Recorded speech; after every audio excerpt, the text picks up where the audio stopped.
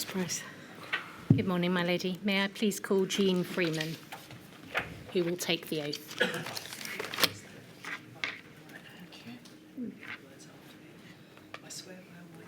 I swear by Almighty God that the evidence I shall give that the evidence I shall give shall be the truth, the whole truth, and nothing but the truth. Thanks. Thank you. Welcome back, Ms. Freeman. Good morning, my lady. Could you give us your full name, please, Ms. Freeman? Yes, it's Jean Tennant Freeman. You have prepared a witness statement for this module of the inquiry, dated the 18th of July 2024, and the reference for that is INQ 304938484. I understand you're familiar with that and have a copy in front of you, is that right? I do. I'd like to start, please, with the role of Cabinet Secretary for Health and Sport and some particular features of that role during the pandemic. You became Cabinet Secretary for Health and Sport. It was a role that you held until May 2021, is that correct? That's correct. Is it right that you had no involvement in the Scottish Government's response to the pandemic after that date? That's correct. As Cabinet Secretary for Health and Sport, your responsibilities included the NHS in Scotland and its performance, staff and pay, Correct. health and social care integration, Yes. patient services and patient safety, Yes. national clinical strategy, Yes. quality strategy and national service planning, Yes. allied healthcare services and child and maternal health. Correct. And in this role, you were supported by relevant junior ministers, is that right? That's correct. From January 2020 until May 2021, you were primarily responsible for health and social care policy. Yes. In your statement, you draw a distinction between responsibility for setting strategic direction on the one hand and a responsibility for operations which lay with your officials. That's correct. Although I should say, if I may, while responsibility lay with officials, accountability for all of it rested with me. Can you explain, please, to what extent that change, that divide between strategy for you and operations for your officials during the pandemic? So the change occurred when I used the emergency powers of the 1978 Act, which allows Cabinet Secretary for Health to direct directly, if you like, the National Health Service in Scotland. And why did you take the step of putting the NHS in Scotland on an emergency footing? Because, for two reasons. One, I wanted to ensure that every part of the health service, if you like, was facing in the same direction. And two, given that it was a global pandemic, I wanted it to be crystal clear that I was accountable to the Scottish public for the decisions made and the performance of the health service. What did it mean in practice once the NHS in Scotland was on an emergency footing? So in practice, it in effect meant that decision-making at a board level, individual, we have 14 territorial boards, as I'm sure you know, and the national boards, that decision-making at board level was superseded by my decisions. The NHS in Scotland was on this emergency footing from the 17th of March 2020, and it was still on this footing when you left your role in May 2021, is that right? Yes. At paragraph 8 of your statement, you describe the NHS in Scotland as being well equipped to operate as a single unit in the event of an emergency as a result of its structure. Can you explain, please, why you consider that to be the case? For a little bit of context, I think just before 2014, in the early 2000s, in Scotland, the government abolished the internal market for the NHS. So whilst we have individual boards, they do not compete with each other, for funds or in terms of their performance. That meant, in addition to the fact that Scotland is a small country, there are just over 5 million of us, you can effectively get everyone who makes decisions on delivery or on policy into the same room. For those reasons, NHS Scotland is structured to operate as a single unit, where the board's discretion, the individual board's discretion, is to apply the national strategy to local circumstances. So, for example, you would expect in some instances the application of a national approach to differ in the Highlands or the borders of Scotland from the more highly populated urban areas of the Central Belt. Geography, population distribution and so on is for boards to make decisions about how they apply the national approach on whatever it might be. When he gave evidence in this module of the inquiry, Professor Sir Gregor Smith highlighted the lack of an equivalent of NHS England in Scotland. Mm-hmm. And he suggested that the Once for Scotland approach was made more difficult by the absence of a national entity to oversee the healthcare response to the pandemic. What do you see as the advantages or disadvantages to having such an entity? So I with respect, disagree with Sir Gregor on that. I think the Once for Scotland approach, which has been around for some time, it's been around since I chaired myself a health board, where it doesn't operate is actually down to, if you like, human factors. Where it operates well is in our clinical communities, where, for example, the pain relief approach that is now a national pain relief approach in elective surgery, particularly orthopaedic surgery, was applied across Scotland as a result of clinical cooperation. I don't believe NHS in Scotland requires a separate entity for two reasons. Partly I've touched on that, but also because I think it is very important that our National Health Service, which is our highest spending public service in Scotland, our largest employer in Scotland, that the direct accountability to the elected politician, i.e. the Cabinet Secretary, is critical. And I don't think you sensibly have an arm's length body to deliver such a critical service, because that loses that accountability. Now, there is a legitimate debate to be had in Scotland about whether or not you should separate out at the moment in one individual, with absolutely no disrespect to that individual, whoever they might be. They are both the Director General for Health in the civil service in Scotland. They are also the Chief Executive of the NHS in Scotland. There is a legitimate argument that has been visited from time to time in Scotland and would worthily be visited again about whether or not you separate those roles. But I think that that's a legitimate debate, not whether or not we create a distinct entity. Did putting the NHS in Scotland on an emergency footing bring the greater cohesion of healthcare response and the accountability which you hoped it would? I believe it did, yes.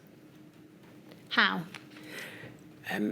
Because, well, two things. I think, generally speaking, I'm sure this applies in England and Wales and Northern Ireland too, but I think I can only speak for Scotland.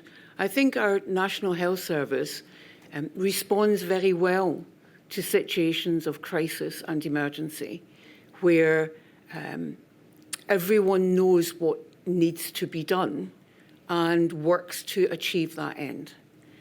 However, knowing that there was a central direction to that, both in policy terms and decision-making and in operation, I think allowed us to be confident that, with the caveat of that degree of local discretion that I mentioned earlier, which we saw, I know it's a separate module, my lady, but for example, in vaccine delivery and testing is another example.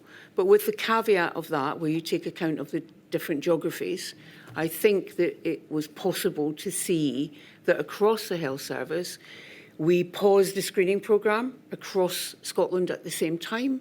We paused elective work at the same time. Every health board nonetheless focused on cancer and urgent treatment at the same time. So you could see that consistency across the service, which also gave the public a degree of assurance that what was happening in their area was also happening elsewhere, that they weren't better or worse off, if you like, than anyone else. You explain in your statement that clinical guidance issued by the Scottish Government ensured consistency of approach, but that health boards were able to exercise local discretion. And you give the example of the local circumstance of hospital site pressure or capacity, perhaps not allowing for every aspect of the guidance to be followed. Can you recall any specific instances of this, of which you were made aware? No, I can't especially. Certainly it is the case slightly later into the pandemic when physical distancing became part of the guidance. It is the case in our older acute hospital settings that was more difficult to achieve than, for example, in a hospital like the Queen Elizabeth, where the accommodation for patients is single rooms. Arguably, you don't need to take beds out then to create that physical distance. Excuse me, we did have to do that in other hospitals which are older and may have 4 or 6 bedded wards. Turning please to Four Nations working and the Scottish approach during the pandemic.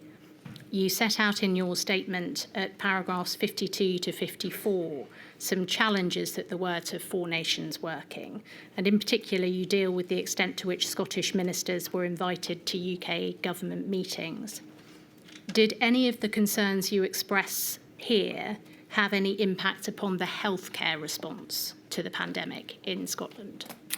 So I'd say two things. I've said in this statement towards the end, and I think also in a previous statement, that genuine Four Nations working requires equal participation in decisions that will impact across all Four Nations. And so the example in my mind at this point, I'm aware, my lady, it does stray into a future module, but it is around testing, where you'll recall the network of lighthouse labs, of which Glasgow had one, where the decision was taken outside of Scotland to divert the processing capacity in Glasgow Lighthouse Lab to processing tests from elsewhere in the UK and not tests that were taken in Scotland. That was unknown to us, to me, and I only became aware of it when our drive-through testing facilities could not accept people for tests. Couldn't accept people for tests because we couldn't process those tests. Now, the nature of the relationship established between the 4 health secretaries was such that it was possible for me to speak to Mr. Hancock and resolve that issue, the end result of which was there was an agreement on a proportion of tests at any point would be tests that had been taken in any of our community or other facilities in Scotland would be processed in the Glasgow Lighthouse Lab as well as our own NHS Scotland labs. So it resolved the issue, but it was an issue that arose with no involvement from either myself or my officials and came to my attention via the media. In terms of liaison with other stakeholders, It was the written evidence of the President of the Royal College of Emergency Medicine, Dr. Catherine Henderson, that the Vice President of the College in Scotland met with you on 4 occasions between March 2020 and February 2021. Were these meetings helpful in keeping you abreast of what was happening in emergency departments in Scotland?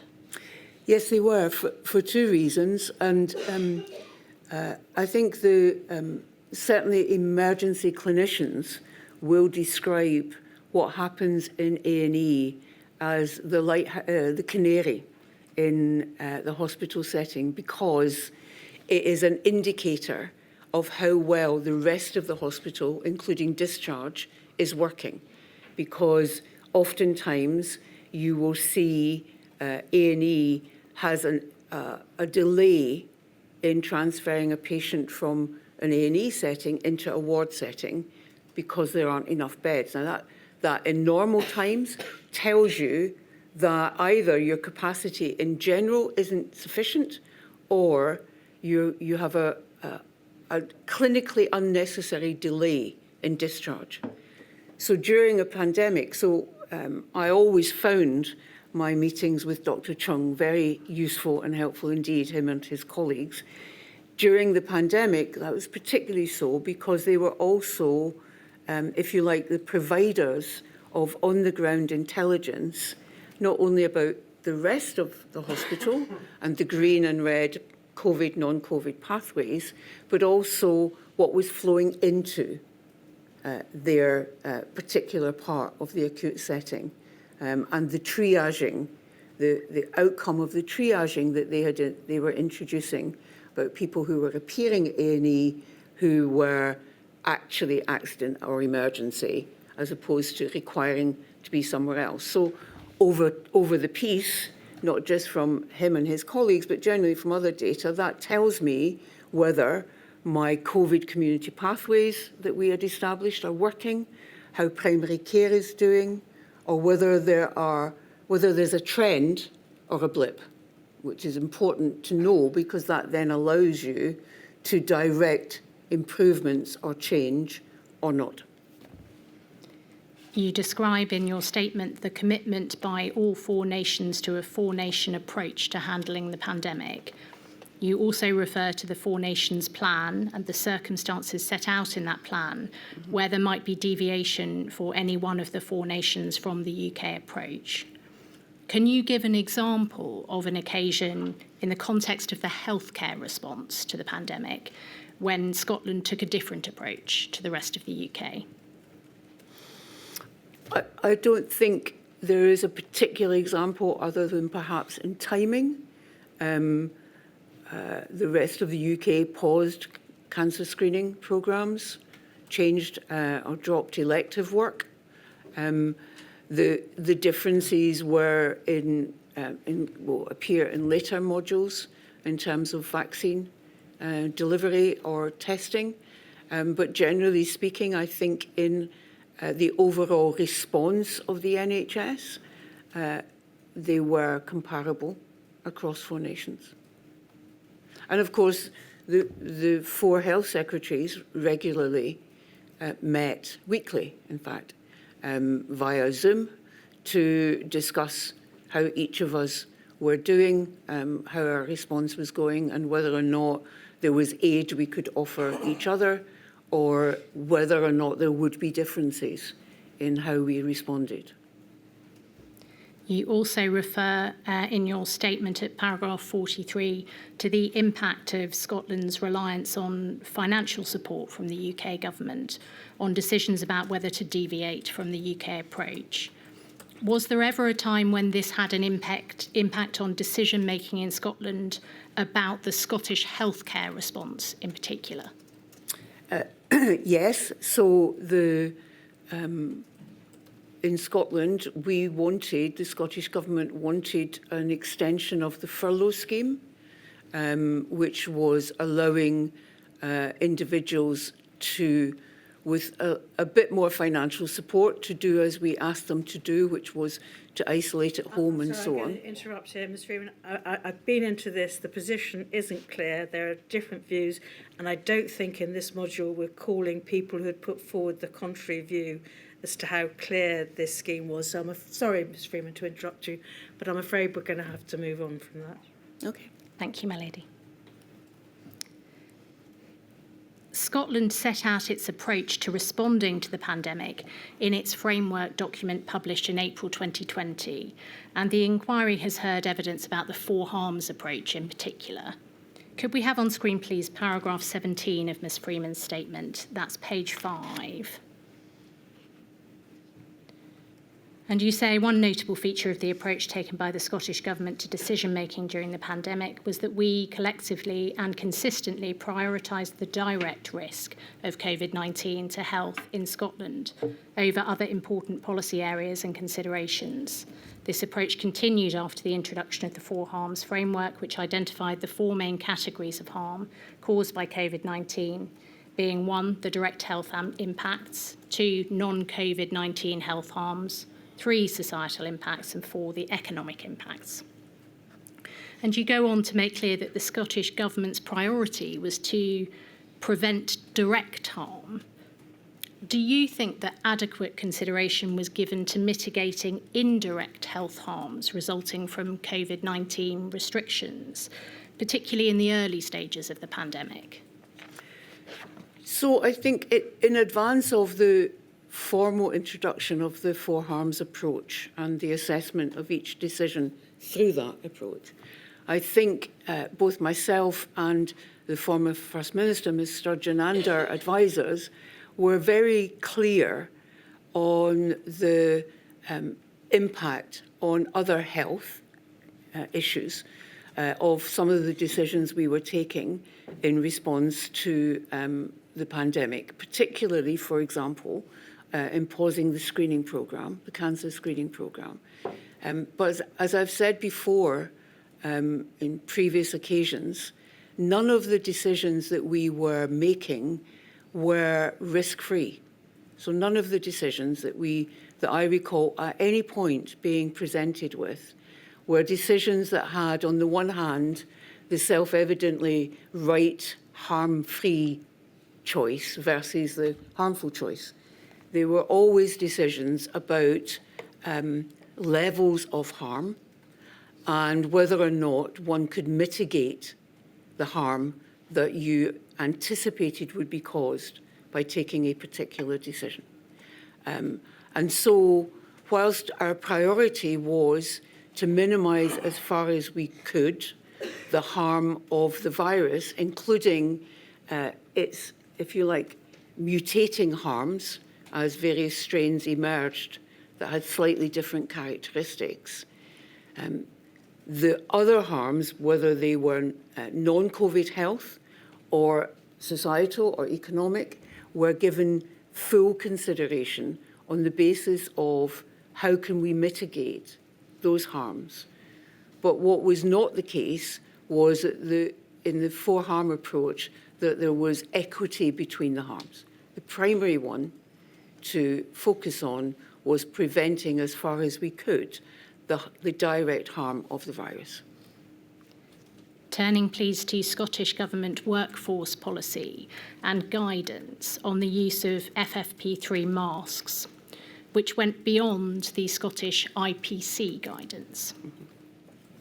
The inquiry has heard evidence from Caroline Lamb that there were occasions when, as a matter of policy, the Scottish Government went beyond the IPC guidance and made provision for healthcare workers to use FFP3 masks on a discretionary basis, where that was their personal preference.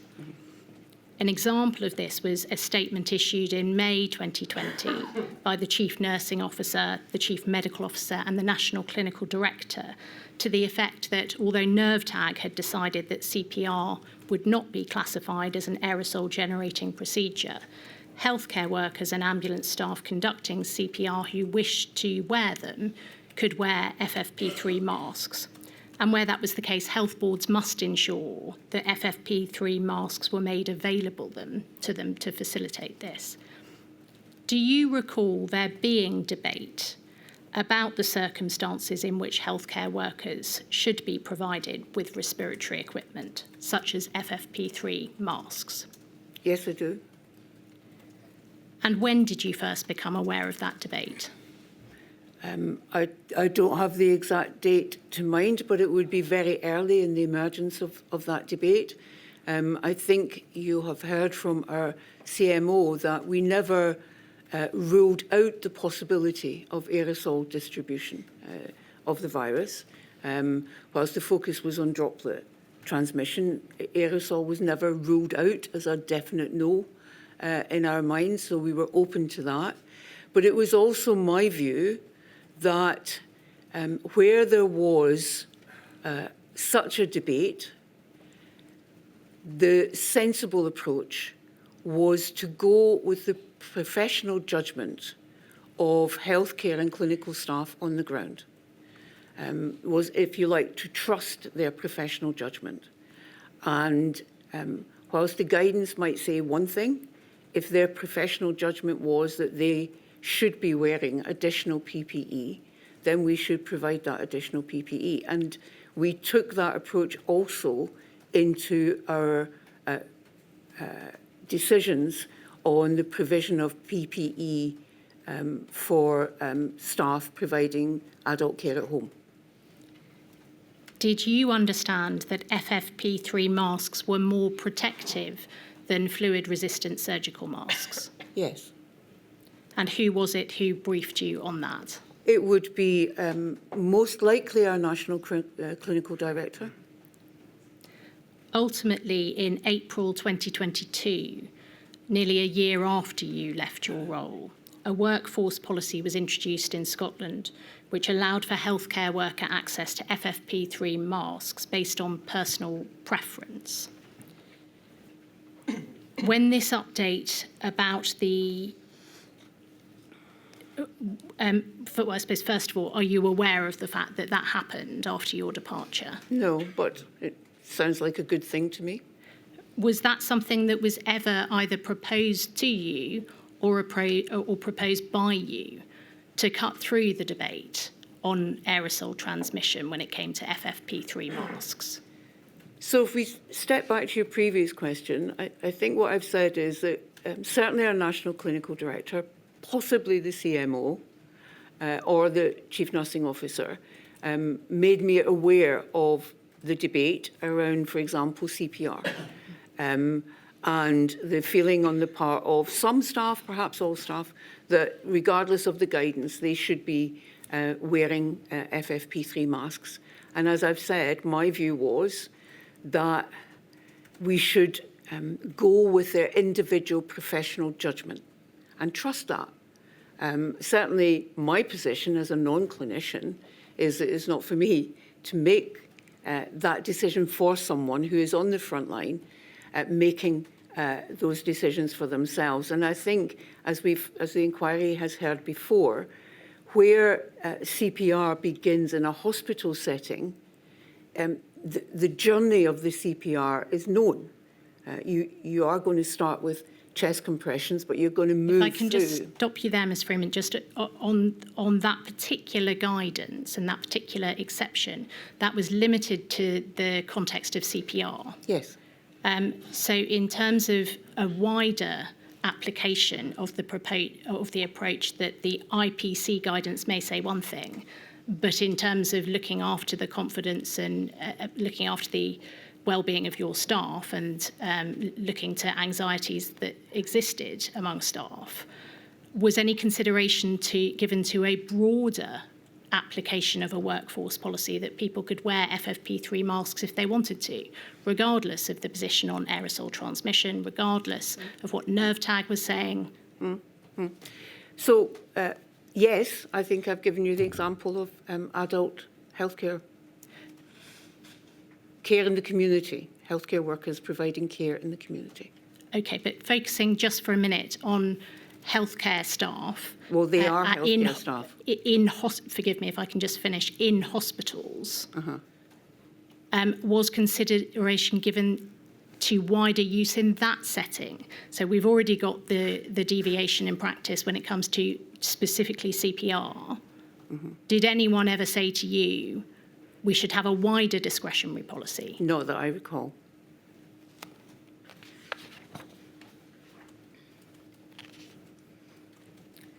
Turning, please, to understanding of the disproportionate impact of COVID-19 on ethnic minorities and the increased risk for minority ethnic healthcare workers. Is it right that a submission to you in May 2020 identified the need for improved data collection on ethnicity in Scotland? Yes. And part of the problem was that the ethnicity field on the form completed within the NHS in Scotland was not mandatory, is that right? That's right.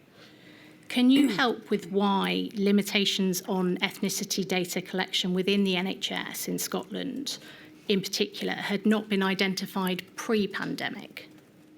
No, I can't. Had these limitations been addressed before you left the role of Cabinet Secretary in May 2021? I believe they had. At paragraph 177 of your statement, you note that at no stage did you receive advice indicating that ethnic minority healthcare workers were disproportionately affected by nosocomial infections. Was any proactive assessment of this issue carried out? So from my recollection, excuse me, two particular things happened.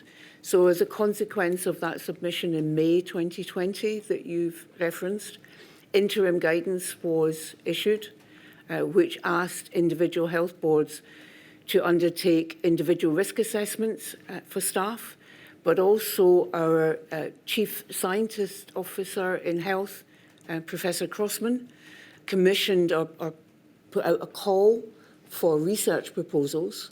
And I think in December 2020, he issued the result of that call and allocated 3.5 million from memory to specific research proposals to short-term research to try and help us secure better data and better understanding in this regard, but also it may have wider application once the pandemic is over.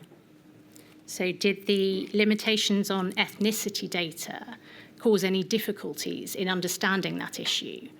It would have done, yes. At paragraph 174 of your statement, you say you were aware of the fact that nosocomial infection in Scotland was increasing prior to the pandemic. What was your understanding of the reasons for this increase in nosocomial infection pre-pandemic? My understanding was that it was inconsistent application of basic infection prevention and control measures in a hospital setting. What was done to address that? So the Chief Nursing Officer would, with her nurse directors from each board, would reference again the national manual, which I think had been in place since 2012, which sets out very clearly the procedures to be followed, and ask them to ensure that in their board area that was being followed, including kind of on-the-spot checks to be sure. There was a big piece of work undertaken about hand washing and the use of basic level PPE in particular settings to try and remind everyone of what should be habitual infection prevention and control.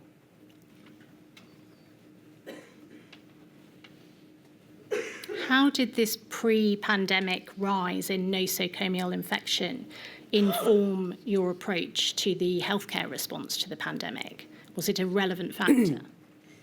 Well, the awareness that nosocomial infection occurred informed an expectation on my part that we may well see it in the context of the COVID pandemic. With that particular consideration in mind, and going back to the discussions before about whether anyone proposed to you a discretionary policy for access to FFP3s, did it ever occur to you to propose a wider discretionary use of respiratory equipment, particularly bearing in mind that knowledge that there might be an increased risk of nosocomial infection? So nosocomial infection, by and large, occurred in the ward setting, not in ICU or high dependency where those masks were worn. The debate around CPR came from clinicians to me. No other concern came from clinicians to me about other settings, including from the CNO or her office, which of course was the lead office on infection prevention and control. And as I've said, as a non-clinician, whilst I might ask, what are we doing about nosocomial infection? It did not feel to me that as a non-clinician, I would start making clinical judgments about PPE. The inquiry has received evidence that concerns were raised by clinicians and staff about the adequacy of ventilation at the Glasgow Royal Infirmary in November 2020, linked to problems with complying with IPC guidance in older parts of the hospital estate in Scotland. Do you recall that issue? I do. What steps were taken to deal with ventilation problems relating to older parts of the Scottish hospital estate? In relation to ventilation, I believe that a number of HEPA filter machines were used. Did you understand the concerns about ventilation problems to have been resolved? I think it's probably fair to say that I did, in as much as they did not come back to me. And certainly in terms of other concerns at various points throughout that period where a resolution was not reached, then it would come back onto my desk, either directly from my own advisors or policy officials, or indirectly through social media, or directly through the unions. And I had regular meetings with healthcare unions. I'd like to come, please, to PPE supply and access issues. Mm-hmm. You explain in your statement at paragraph 190 that as Cabinet Secretary, you were ultimately responsible for ensuring that the health workforce in Scotland had access to appropriate PPE. With that in mind, I'd like to ask you first, please, about PPE stock at the outset of the pandemic. Could we have on screen, please, INQ 30380849?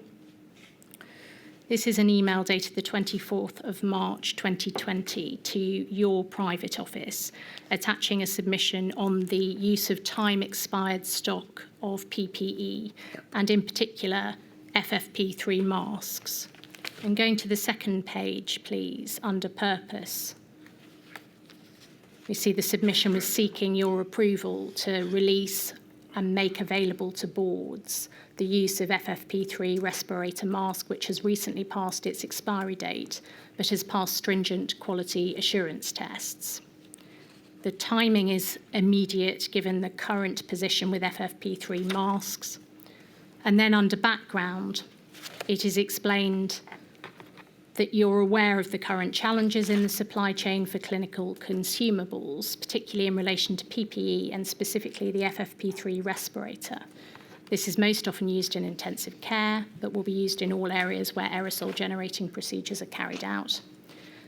And then at paragraph 4, there is a reference to an earlier submission noting the fragile position in relation to the current FFP3 stock and in relation to new supplies. And some figures are given there for the national stockpiles, only holding 16,000 after distribution to the boards of 73,000 the week before. And the position was that the time expired stock, which had been held, the position had been reached where consideration needed to be given to using it. Do you recall this submission and approving the use of time-expired FFP3 masks? Yes, I do. What lessons have been learned about the levels of PPE stock which should be held outside of a pandemic in preparedness? So I think this is a dilemma for our National Procurement Service.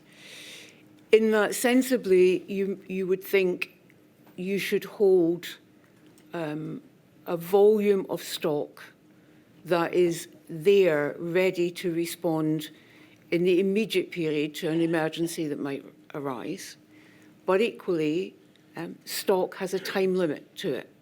And this is a good example of stock that was held, but at the point where the emergency arose and you needed to use it, it had passed on the basis of its time limit, it had passed that date. And so work had to be done to be assured of its efficacy.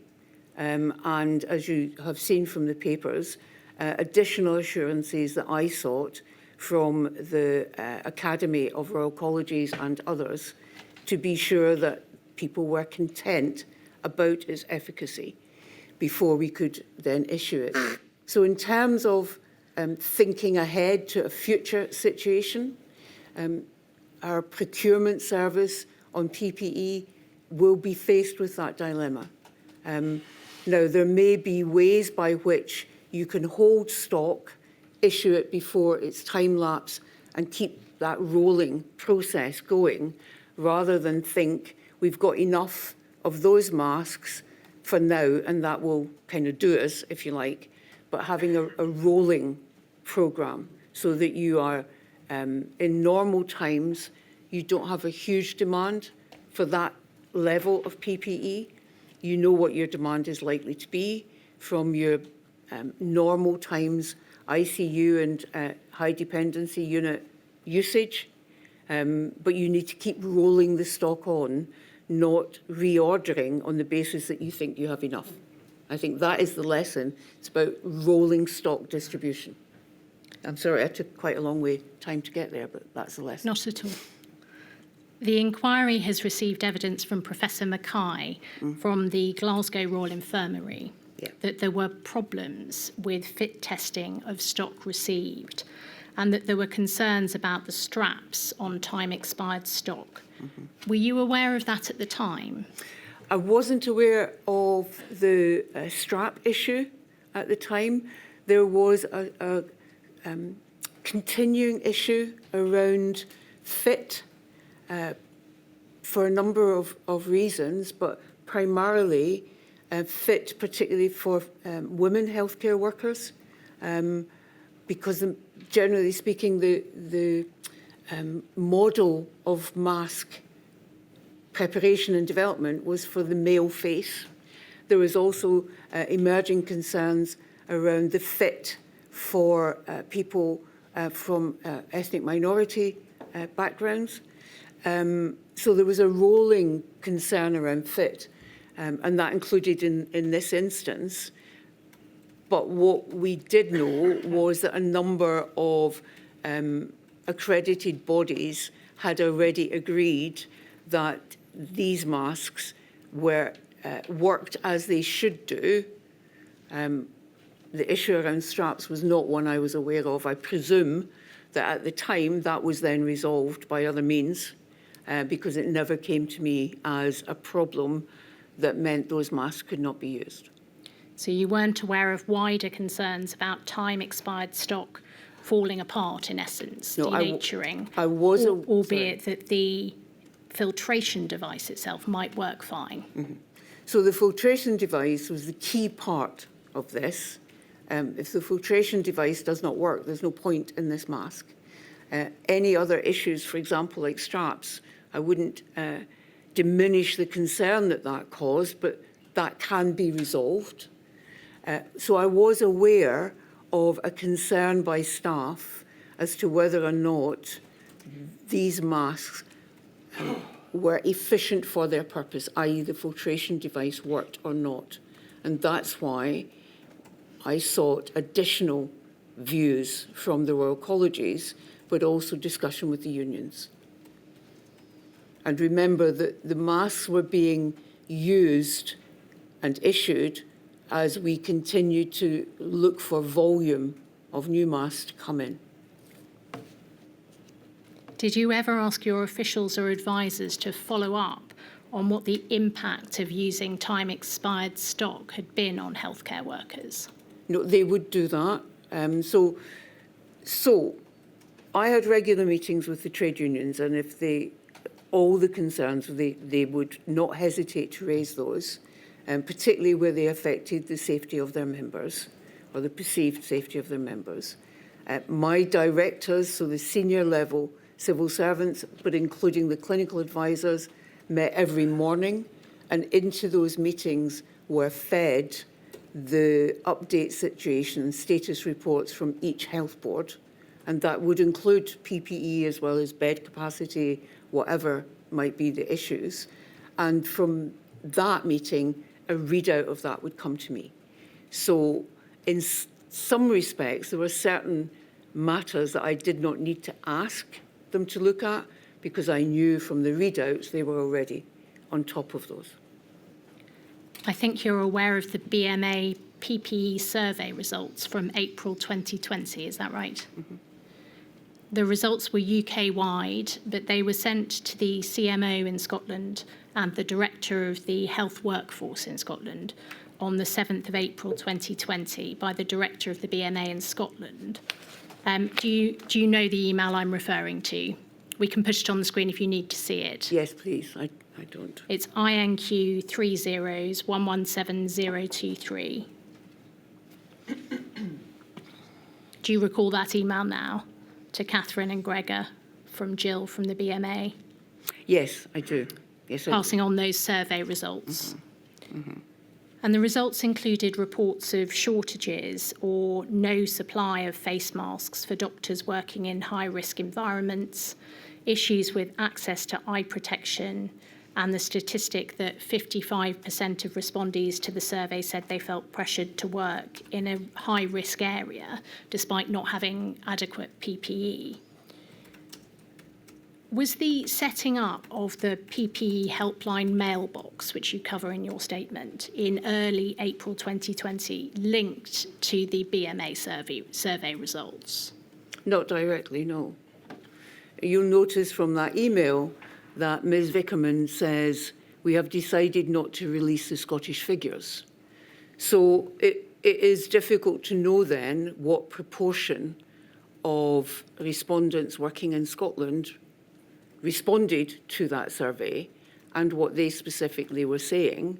Nonetheless, I was very keen to ensure that PPE was reaching. So I received daily a stock update from our National Procurement Service. For every single item of PPE, told me how much we had, how much had been distributed, what was on order, when the order was expected, and it had a RAG status. And that then allowed me to question the person in charge of our procurement service, where it didn't look like we were going to get the order in on time to cover any shortfall, but also to make sure that what was held or distributed was actually being distributed.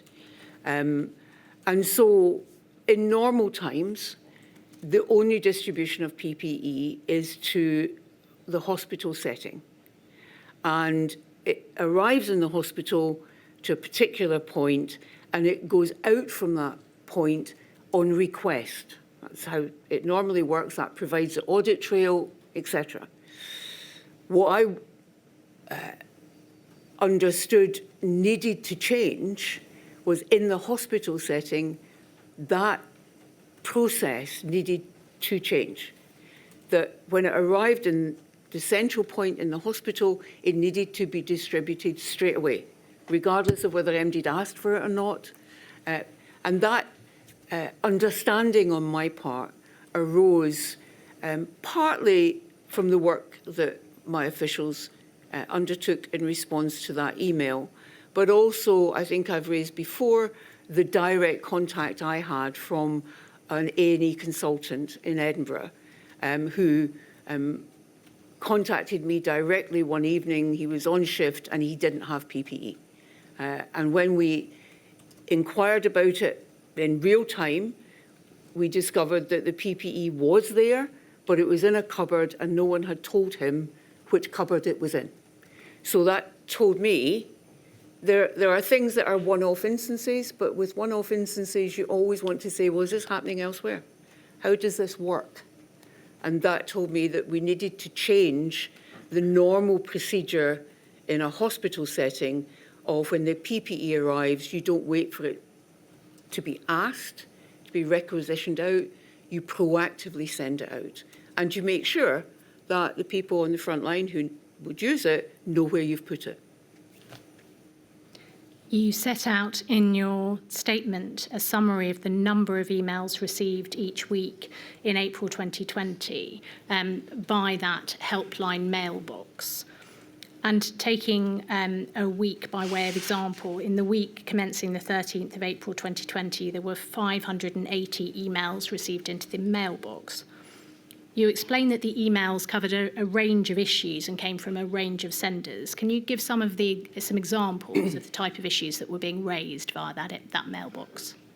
So the bulk of the issues, so the raising of the issues would come from staff working in the NHS, staff working in social care, because by then we had introduced the additional distribution routes. Perhaps primary care too, where there was now a direct distribution route. About the majority would be about the availability of PPE. Sometimes from family members. My daughter's a nurse and she went on shift last night, and etc. The point of the helpline was not just to give people somewhere to raise those issues directly, but then to follow through. So the helpline was monitored constantly, but I had the additional assistance of a minister in government, not a health minister, a minister in government who I asked to oversee the operation of the helpline with two particular remits. One, to make sure that all the issues that were being raised were being resolved. So we didn't have I phoned the helpline 3 weeks ago and nothing's happened. But also to identify if there were trends. So the similar issue being raised more than once. And was that indicative of a problem in a particular area of healthcare or in a particular geography or whatever that we could then look to resolve? The inquiry has heard evidence from Roseanne Foyer, the General Secretary of the Scottish Trades Union Congress, that there were a range of issues being raised by them on behalf of their members early in the pandemic, including issues relating to adequate supply of PPE. And she drew a distinction between how the position may have looked to those involved in procurement in government and the experience of healthcare workers on the ground. Is that a distinction you recall being raised with you in the early months of the pandemic?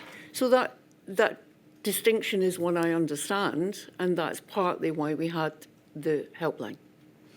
But it's also in part why I had not only regular formal meetings with individual healthcare unions, but phone calls with them directly to me or to my office, so that they understood that, if you like, the door was open, and I did want to hear where there were particular issues or concerns, so that I could then, not personally, but instruct that someone go and look at what is actually happening there and come back and tell me.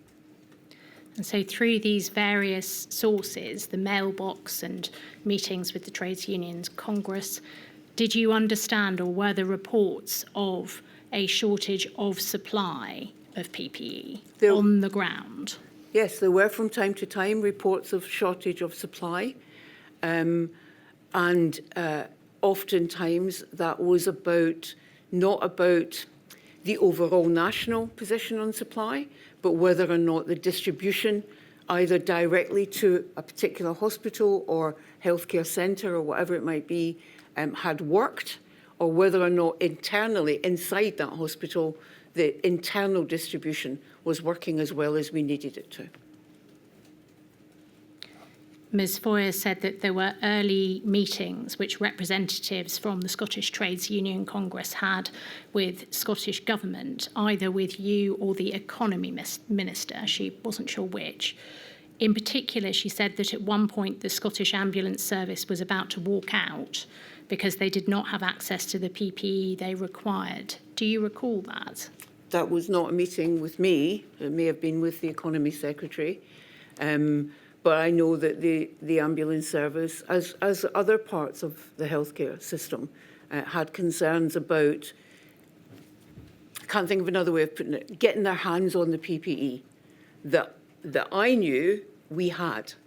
And so my job was to try and resolve that issue. If we actually had that stock, we needed it to get to the front line. Now, I accepted, of course, in the nature of a pandemic and the pace at which everyone is working at and the demand and the concerns around it from healthcare staff about their own safety and the safety of their own families, that there will be, nothing will run smoothly all the time. So my concern was to make sure that we had as many open channels to know where there were problems as possible, but equally important, to ensure that we had follow-through on those channels. You've already referred this morning to becoming aware of issues with ill-fitting PPE experienced by some minority ethnic healthcare workers and female healthcare workers. What steps were taken specifically to address that issue to do with PPE? So the difficulty with that is that, as I'd said, by and large, the maker of the masks model them on the male face. So I can't fix the issue around fit if I don't have masks that have been modelled for the average female face, I think, or the average face of someone, or the particular issues around the fit for someone from an ethnic minority community. So all that we could do was partly look ahead and see, and I think at a later point you'll know that we introduced a domestic supply chain, and that was partly to resolve that, but it was relatively low volume, was look at whether or not there were mitigating measures that could be taken around fit. And of course, it's very individual. And I recall, for example, the ambulance service setting up their face-fitting exercise in hospitals. As crews arrived, they would then make sure that they had been fitted for their face masks before they went out to the next job. It was a very efficient way of doing it. Had those fit issues been recognised before the pandemic? I don't believe so. Why do you understand that to be the case? I don't know. I would speculate that those particular masks that require individual face fitting were only used in very specific settings, and the issue may not have been raised. Depends on the gender mix of staff in ICU or ITU, HDU, or they were raised but were not pursued. But they were never raised with me prior to the pandemic. Taking into account what you knew at the time and also what you know now, do you accept that at times healthcare workers in Scotland treating COVID-19 patients were doing so with inadequate PPE? And I stress at times. I accept that at times healthcare workers in Scotland treating COVID patients did not have the ease of access to PPE that I would expect them to have, and those were the issues that I set out to resolve. Turning, please, to hospital capacity issues and the response to those. And starting, please, with the question of what information was available to you at the time to help you to respond to capacity issues. During the pandemic, you met daily with the First Minister and the Chief Medical Officer to discuss matters like infection levels and NHS capacity. Is that right? That's correct. And these were daily meetings. Were they the ones hosted by Public Health Scotland? No. Do you recall? No, No. they were different. Yeah. Do you recall there also being meetings hosted by Public Health Scotland? There may have been. Could we have on screen, please, INQ 303725596? This spreadsheet provides figures for each hospital grouped by health board and then network. And this particular one is dated the 29th of December 2020. And for the day it's dated and the previous day, it provides numbers of empty, full and closed beds, the number of patients at each level of care, and the number of suspected or positive COVID cases. Is this the daily report which would have been discussed at the daily meeting you had with the First Minister and the CMO? No. No. No. You need to go a step back or earlier in the day. So every day we had, as I described, the directors meeting. And the key person in that, two key people in that meeting would be John Conaghan, as our Chief Operating Officer, at one point also interim Chief Exec, and our Chief Exec and DG. And prior to that meeting, Mr. Conaghan will have spoken to every health board chief executive or medical director about the status report in their hospitals that morning. And he would feed that into that directors meeting. He was doing that, and then any issues would come in the update to me from that meeting, which was prior to my meeting with the First Minister. And the Chief Medical Officer, sometimes the National Clinical Director.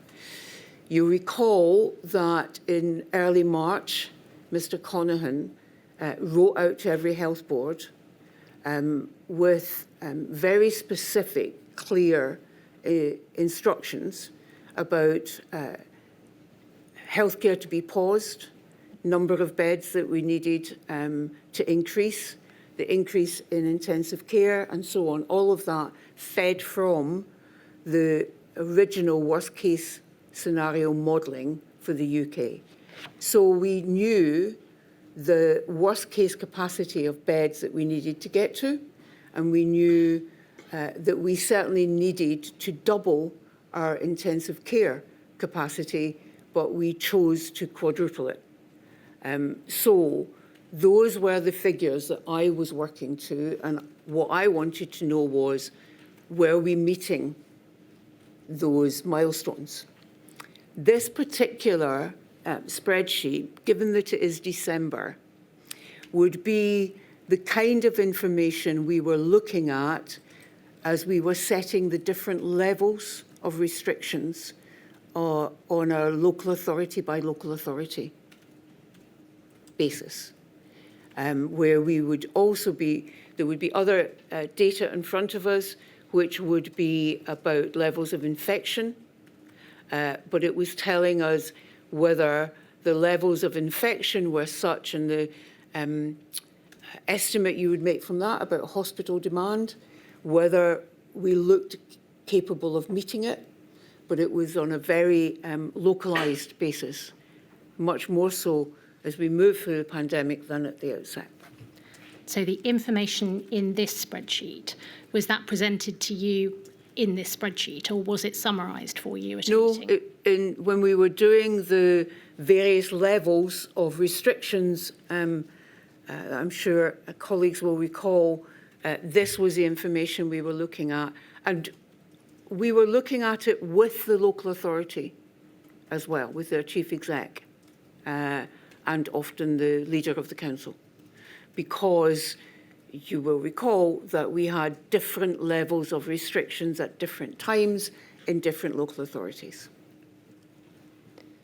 Focusing on what this report tells us about how well hospitals were coping with demand, the report doesn't contain any information about ICU staffing ratios or whether they were being maintained to the recommended standards. It doesn't specify whether the empty beds were level 0, 1, 2 or 3 beds. And there are no figures for bed occupancy as a percentage of baseline or surge capacity. How easy did you find it at a glance to understand from this spreadsheet how well hospitals were coping with demand? Well, I didn't have only this spreadsheet, I think is the important thing. I appreciate this is what the inquiry has, but I would have a spreadsheet like that. I would also have information from our Chief Nursing Officer about staff ratios, sickness levels coming from our workforce, regular sickness levels coming from our workforce director, and information directly from Mr. Conahan about, in addition to the data, how is that hospital doing? And that would include whether or not the chief executive was saying, yes, I know we've got X amount of capacity, but I've got a high level of sickness. So I don't really have that amount of capacity. I've got this amount instead. Just focusing on the information from the Chief Nursing Officer about staffing ratios, the inquiry has heard that staffing ratio data was not being reported by individual hospitals or health boards to SIGSAG, the Scottish Intensive, I'm going to get my acronym wrong, but do you know the organisation I'm referring to? So that data wasn't being reported and held centrally in a way that could be looked at, over time, for example. So how was the Chief Nursing Officer providing you information on staffing ratios across all those hospitals and health boards? Through her daily conversations with nurse directors.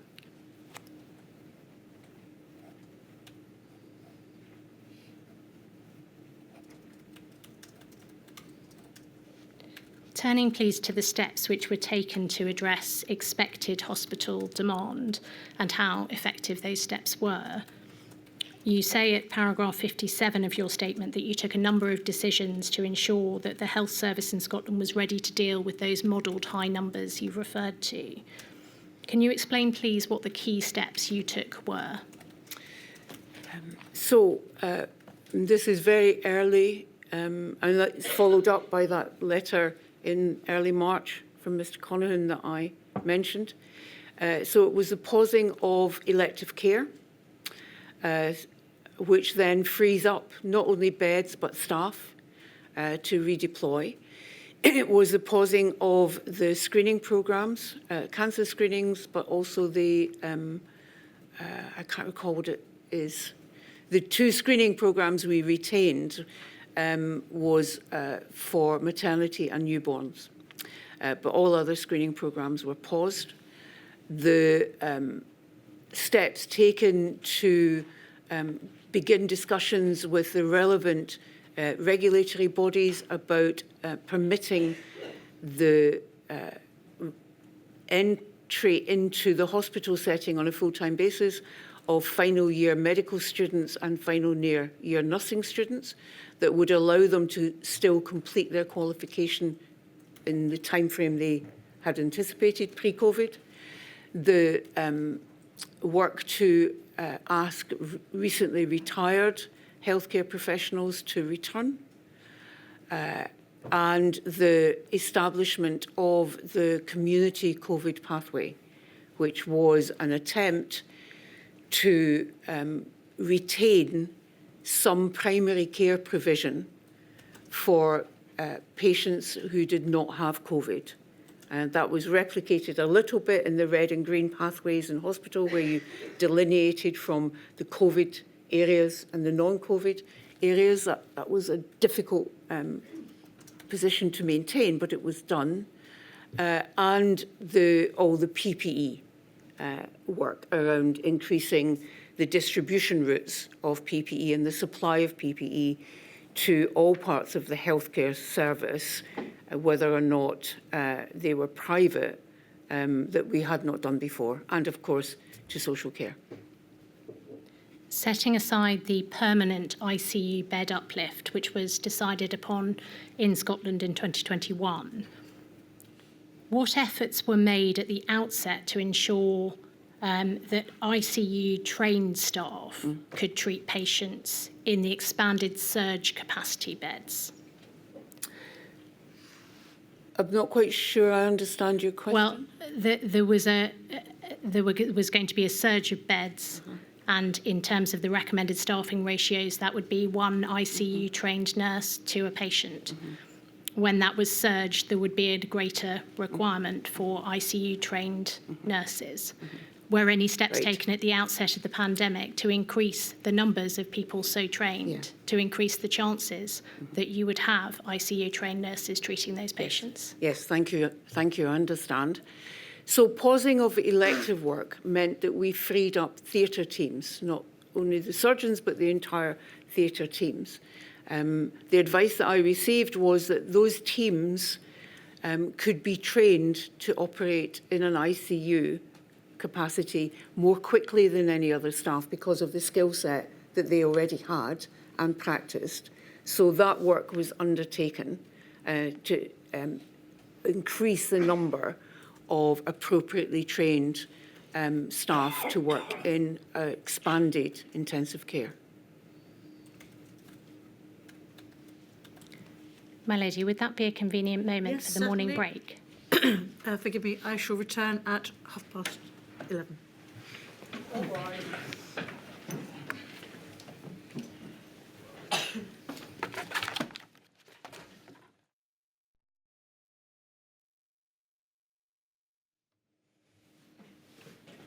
Ms. Price. Thank you, my lady. Ms. Freeman, it's your written evidence to the inquiry at paragraph 92 that the key decisions taken by the Scottish Government, which we were talking about just before the break, were effective in protecting the NHS from being overwhelmed during the pandemic.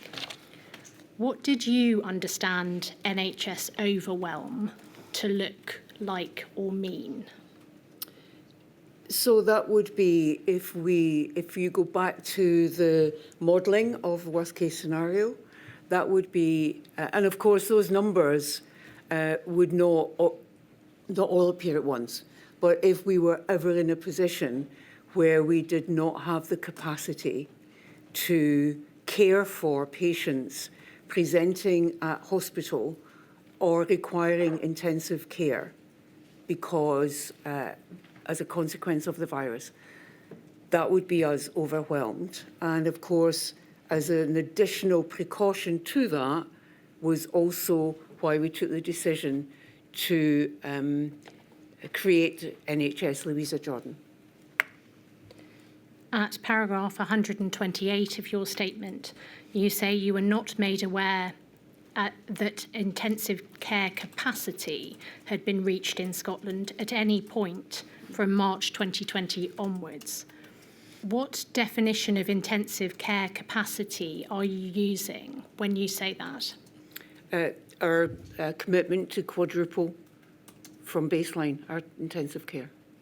Well, just thinking in terms of whether capacity had been reached. So you're understanding that capacity had not been reached when you're referring to intensive care capacity. Yeah. Are you referring to baseline capacity or surge capacity? What is your definition of intensive care capacity? So my definition of intensive care capacity for the purposes of the work that we undertook to respond to the virus is the quadrupling of intensive care capacity. So we had not reached that. It's really a question I suspect we're going to put to various health ministers. If a system has had to close down cancer screening, potentially fatal disease, if it's had to cancel elective surgery where people can suffer in huge pain for years. Why doesn't that mean the NHS is overwhelmed? In terms of responding to the pandemic, I think overwhelmed means your capacity to respond to those cases that come to you as a result of the virus, people contracting the virus. There are other non-health harms that you've just rightly highlighted, my lady. Probably the most critical of those is the pausing of screening programmes. And I think I've said before, most likely the most difficult decision I made. So that is really, you're saying the NHS isn't overwhelmed if you can cater for all the COVID cases. But if by catering for all the COVID cases you have to stop people being cancer screened, surely on one definition that might say the NHS was overwhelmed. It's not overwhelmed is not a word I would agree with. I don't think it was overwhelmed as a consequence of that, but undoubtedly non-COVID harm was created as a consequence of that particular set of decisions, and longer term, the pausing of elective care. Yes. Sorry to interrupt. Thank you, my lady. It was the evidence of the Chief Medical Officer for Scotland to the inquiry in this module that the number of people who were in hospital was really quite immense and exceeded capacity on several occasions, with hospitals having to adopt novel approaches to how they used other clinical areas to effectively provide care. At the time, did you appreciate that this was the position on the ground in emergency departments and critical care units? Yes, I understood that. How did you make sure you knew what was happening on the ground? As I've said already, my directors, including clinical advisors, had that morning meeting. Feeding into that was the overnight update report from each health board. And the update from that meeting was fed to me directly, almost always by the chief executive walking along the corridor and briefing me, and then followed up in writing. At the time, did you fully appreciate that when baseline capacity was breached, even if surge capacity was technically not, this had consequences for the quality of care being received by patients? I would have a concern that it would have consequences for the quality of care, because as you, I think, have alluded to before, it's not simply about the number of beds you have, it's also about the staffing levels you have. One of the consequences of, for example, pausing elective work, as I've mentioned, is that you free up staff, but also the work that we undertook, pausing screening programmes also freed up staff, allowed them to return. We had qualified healthcare staff from some of our national boards, like Education for Scotland or some of the others, returning to frontline work. They return, and also bringing in final year medics and nursing students. And so you're trying to move people with the highest level of skill to operate at that level of skill, and backfilling them from the staff that you are securing by other means. In that way, you're trying to make sure that the quality of care in areas of the hospital, in addition to high dependency or intensive care, is as good as it can be. The inquiry has heard evidence from Professor Mackay that during the first wave, instead of one ICU-trained nurse to one patient, there was, in effect, one ICU-trained nurse supervising 4 non-ICU-trained nurses, each caring for a patient. Were you aware of this kind of change in the standards for staffing ratios during the first wave at the time? Yes. And did you have any concerns about that? Well, yes, I did, but equally, I was conscious of the limitation of choice. So people were not actively choosing to staff those beds in this way in the face of a better choice, they were choosing to do this to the best standard they could with the highest level of supervision that they could to secure quality of care in circumstances where they were dealing with higher numbers than in pre-COVID times. Do you consider that entering the pandemic with low ICU bed numbers and high bed occupancy put hospitals in Scotland under even greater strain? I think entering the pandemic with fewer beds capable of modification to be ICU beds, as for example is the case I understand in Germany, where more beds in a hospital setting are equipped, for example, with an oxygen supply for use if needed. So entering the pandemic without that circumstance put greater pressure on our system, and it would be one of the lessons I would hope we would learn, that we have greater capacity to increase that level of care, not just in the beds we have, but also in the trained staff that we have. Did this also have a knock-on consequence for the ability to restart non-urgent elective care? I don't believe so. You say at paragraph 88 of your statement that you had no specific discussions about the rationing of healthcare. What type of healthcare are you referring to there? Any type of healthcare. Do you I mean had no by discussions at all about rationing of healthcare. Where decisions are made in a hospital setting about the care that a patient should receive, the appropriate care, those are clinical decisions. Turning please to NHS 24 and ambulance capacity issues. In December 2020, there was a redesign of the urgent care pathways, which saw NHS go from being an out-of-hours service to a 24-hour service. Written evidence from NHS 24 received by the inquiry suggests that NHS 24 additional workforce requirements equated to a 43% increase in staff, and that around 2 million patients have accessed the pathway since it was launched. So this was a significant operational change for NHS 24, wasn't it? Yes. Was there a clear plan for how extra staff would be sufficiently trained and supervised, given the emergency nature of the expansion and the complexity of providing the service to caller patients?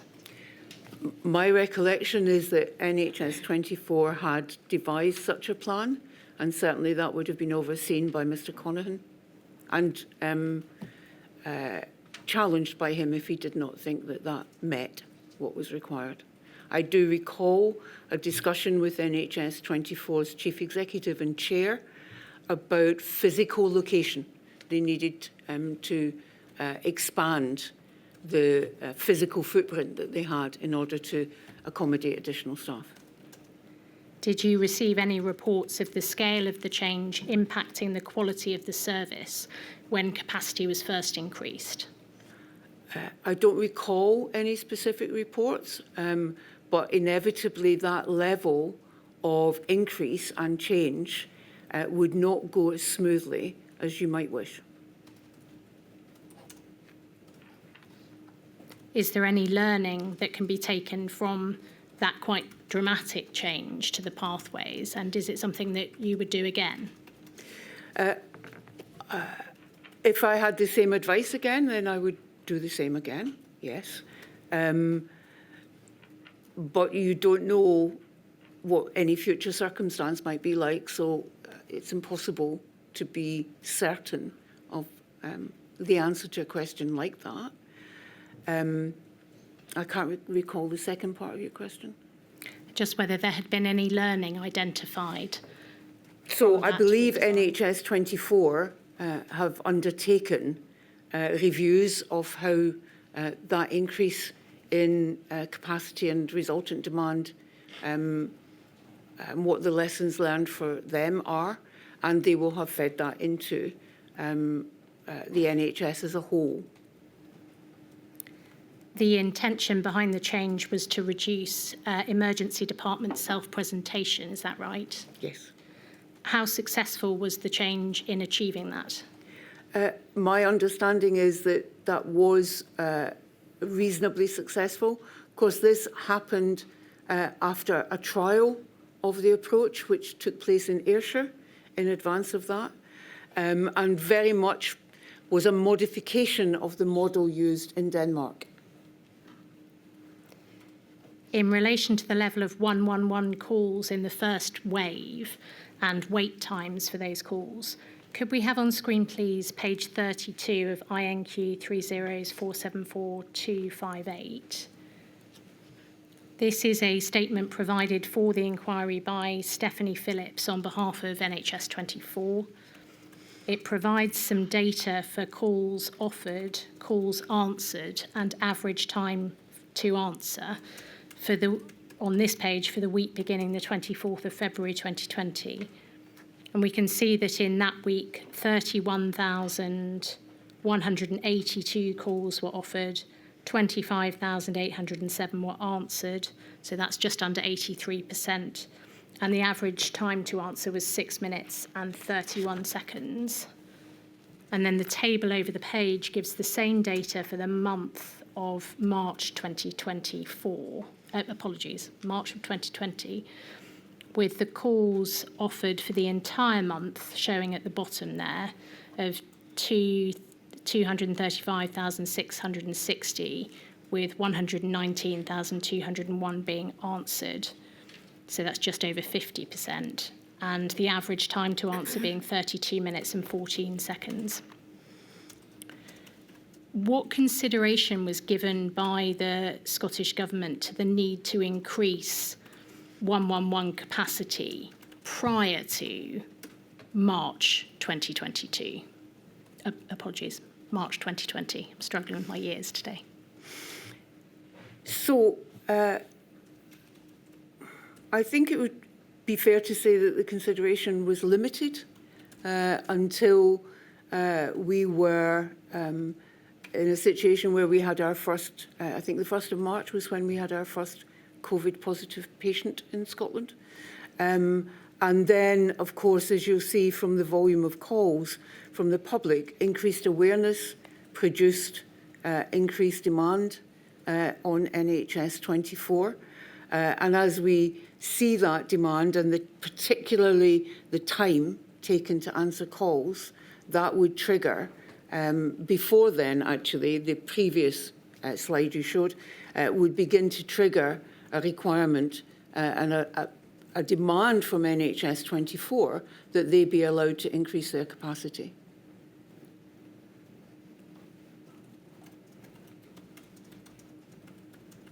Given that the public were being urged to use 111 services as a first port of call, what steps were taken to monitor the efficacy of 111?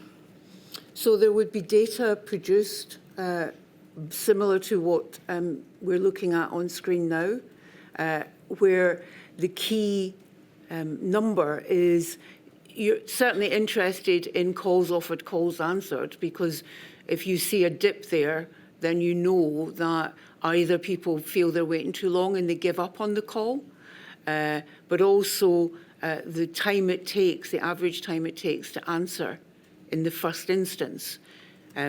Some calls will take longer then to deal with than others, but the initial pickup is a key number that you want to look at. So that would be being monitored by the Directorate.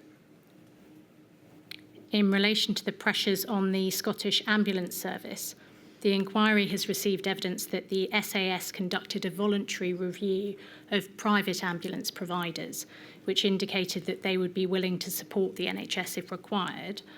But that was not taken forwards because Scotland does not have a legislative framework in place for regulation of private ambulance providers. Were you ever asked to consider the merits of making legislative or policy change which might have allowed for the use of private ambulances to support the Scottish Ambulance Service during the pandemic? I don't recall being asked that. In relation to private hospital providers, you refer at paragraph 164 of your statement to the decision in March 2020 to make use of private hospital capacity for the treatment of urgent elective procedures and urgent cancer cases. In your view, would it be beneficial in anticipation of a future pandemic to put in place a protocol in consultation with private sector providers to plan for the provision of emergency capacity and surge support by private providers? So the use of private providers in Scotland at that time, the capacity of private providers was relatively small, but the use of them had been made prior to the pandemic by previous governments since 2000 probably, to reduce waiting times on elective work. So the arrangements and the relationships were not new, but were obviously increased exponentially. And I think we bought up all private capacity for the pandemic. Whether or not a protocol for future use makes sense, I can see advantages for that, but of course it's a decision for a future Health Secretary. Turning please to long COVID. You refer in your statement to a submission dated the 15th of December 2020, informing you that a clinical guideline on the management of people with long COVID was to be published on the 18th of December. Yes. Were you advised at any point before this of long-term consequences of COVID-19 in the Scottish healthcare system, or the potential for this? So the first indication I recall, and it was not at that point put to me or discussed as long COVID, but was what appeared to be, for some patients, impact of the virus on their heart functioning. Generally speaking, if I'm correct in my memory, young men, so otherwise fit people who contracted the virus, being left with a difficulty in their heart function. I can't be clearer than that. So I recall that, and I recall the Chief Medical Officer at the time saying this is something we need to watch out for, and reminding me that viruses can leave a longer lasting impact of a different kind. So we should reasonably keep an eye out for whether COVID did, whether it was going to be, in the cardiac area, or whether it was going to be something else. Can you recall even roughly when that was? I think that would probably be late spring, summer of 2020. But you're relying on my memory at this point, and I should caution you against that. Apart from deciding to keep an eye, were you advised to take any other steps? At that point, no. Because I think it's reasonable to say at that point, across the UK and elsewhere, there was an awareness anyway in the clinical community that viruses can do that. So there was no reason to think that COVID would be different. So it might, I think, is the keep an open mind approach.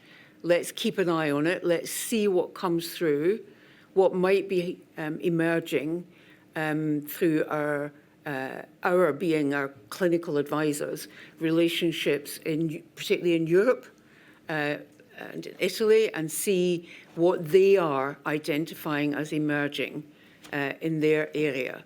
So at that point, it was this is a possibility. We will keep an eye on it and see what comes through. But it is more reasonable to expect a longer-term impact, the scale and nature of which we do not know, than it is to not expect it. You refer at paragraph 217 of your statement to a meeting you had with representatives from Chest, Heart and Stroke Scotland in January and February 2021. You go on at paragraph 218 to discuss your understanding of what stakeholders were seeking in terms of long COVID. Was it from these representatives that you understood that stakeholders were seeking recognition of long COVID as a condition within the medical profession and a more holistic response to people experiencing the symptoms of long COVID? From that meeting, but also from my discussion, particularly with BMA, the BMA GP group. So it was largely to our general practitioners that patients were presenting with a range of symptoms, but some commonality between them, and GPs looking for more information and guidance as to how they might respond to that. When you say at paragraph 219 of your statement that there was no specific ask of the Scottish Government in relation to long COVID, again, is that the source? Is the source that representative group that you met and the BMA GPs group? So what they were not asking for were specific clinics or facilities to be established. What they were asking for was the sharing of information across GP practices of all the data that we knew at that time, and all the MIBIs as well, because there were not a wide range of symptoms, but there was a range of symptoms, and guidance to GPs about how to respond to that. If a patient presents and says, these are my symptoms and I've had COVID, and broadly speaking from memory, the guidance was you respond to that in the way you would respond to those symptoms in any event, and that is you start ruling out different conditions or diseases or illnesses, and if you have ruled out the normal or the expected ones, then you are probably dealing with long COVID, in which case we need the multidisciplinary team to be enacted so that the individual is provided with physio, diet, psychological support, as well as anything you as a medical practitioner might want to do, and which could include referral to a consultant service. And that was what both BMA, as I recall it, and Chest, Heart and Stroke were saying. Chest, Heart and Stroke had, in that meeting, general practitioners who had themselves suffered from some of the symptoms that would be considered to be long COVID. And what Chest, Heart and Stroke were saying to me was, we are pretty well used to dealing with this, but we need some additional resource in order to work more closely with GP practices for our service to be offered to them. That was the ask, if you like. And the concern that they were all expressing was that they didn't see that we didn't allow a repetition of what people had experienced around ME, where for some time there was a refusal to recognise it as a physical condition and not say it was purely psychological. You referred to an ask of additional resource. What type of resource did you understand that to be? It was financial. And was that forthcoming? Yes.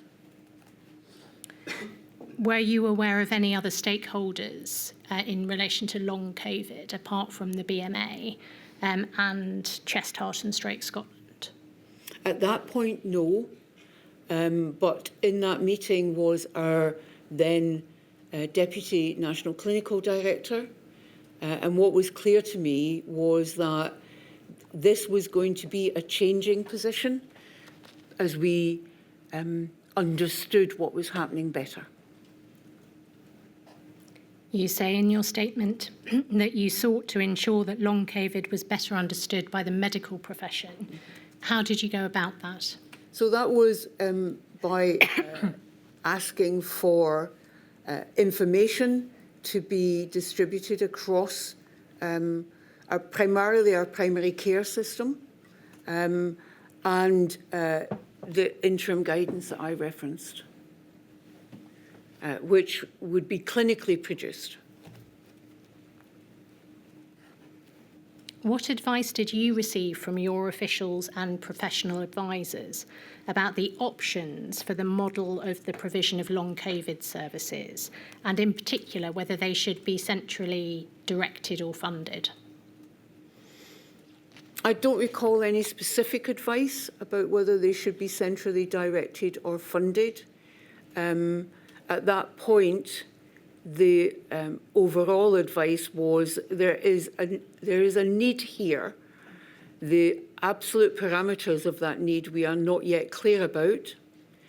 The part of the healthcare system experiencing the most demand is our general practice, and so that is where we should focus our resource in order to provide them with more of what they're asking for so they can do their job.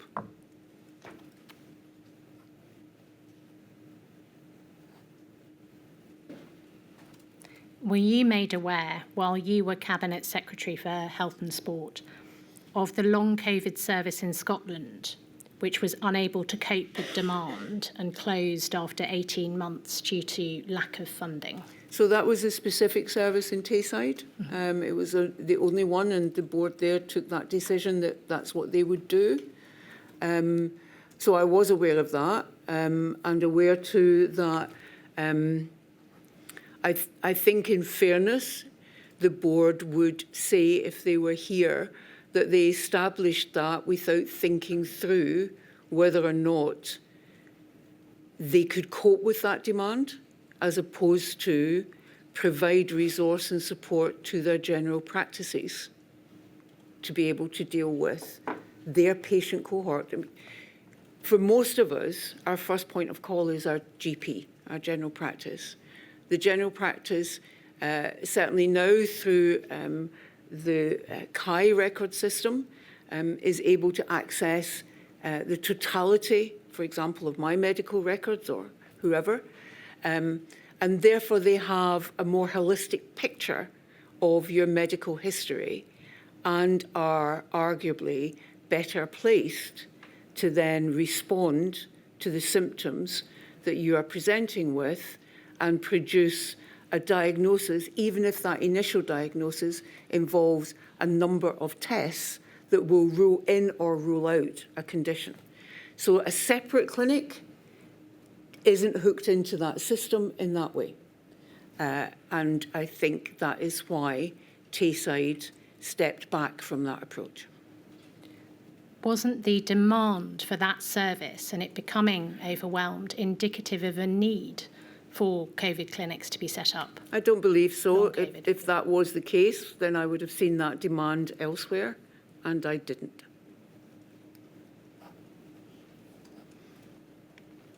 Moving, please, to the shielding and highest risk list. You received specific advice from your clinical advisors on the impact of non-pharmaceutical interventions on clinically vulnerable groups. Is that right? That's right.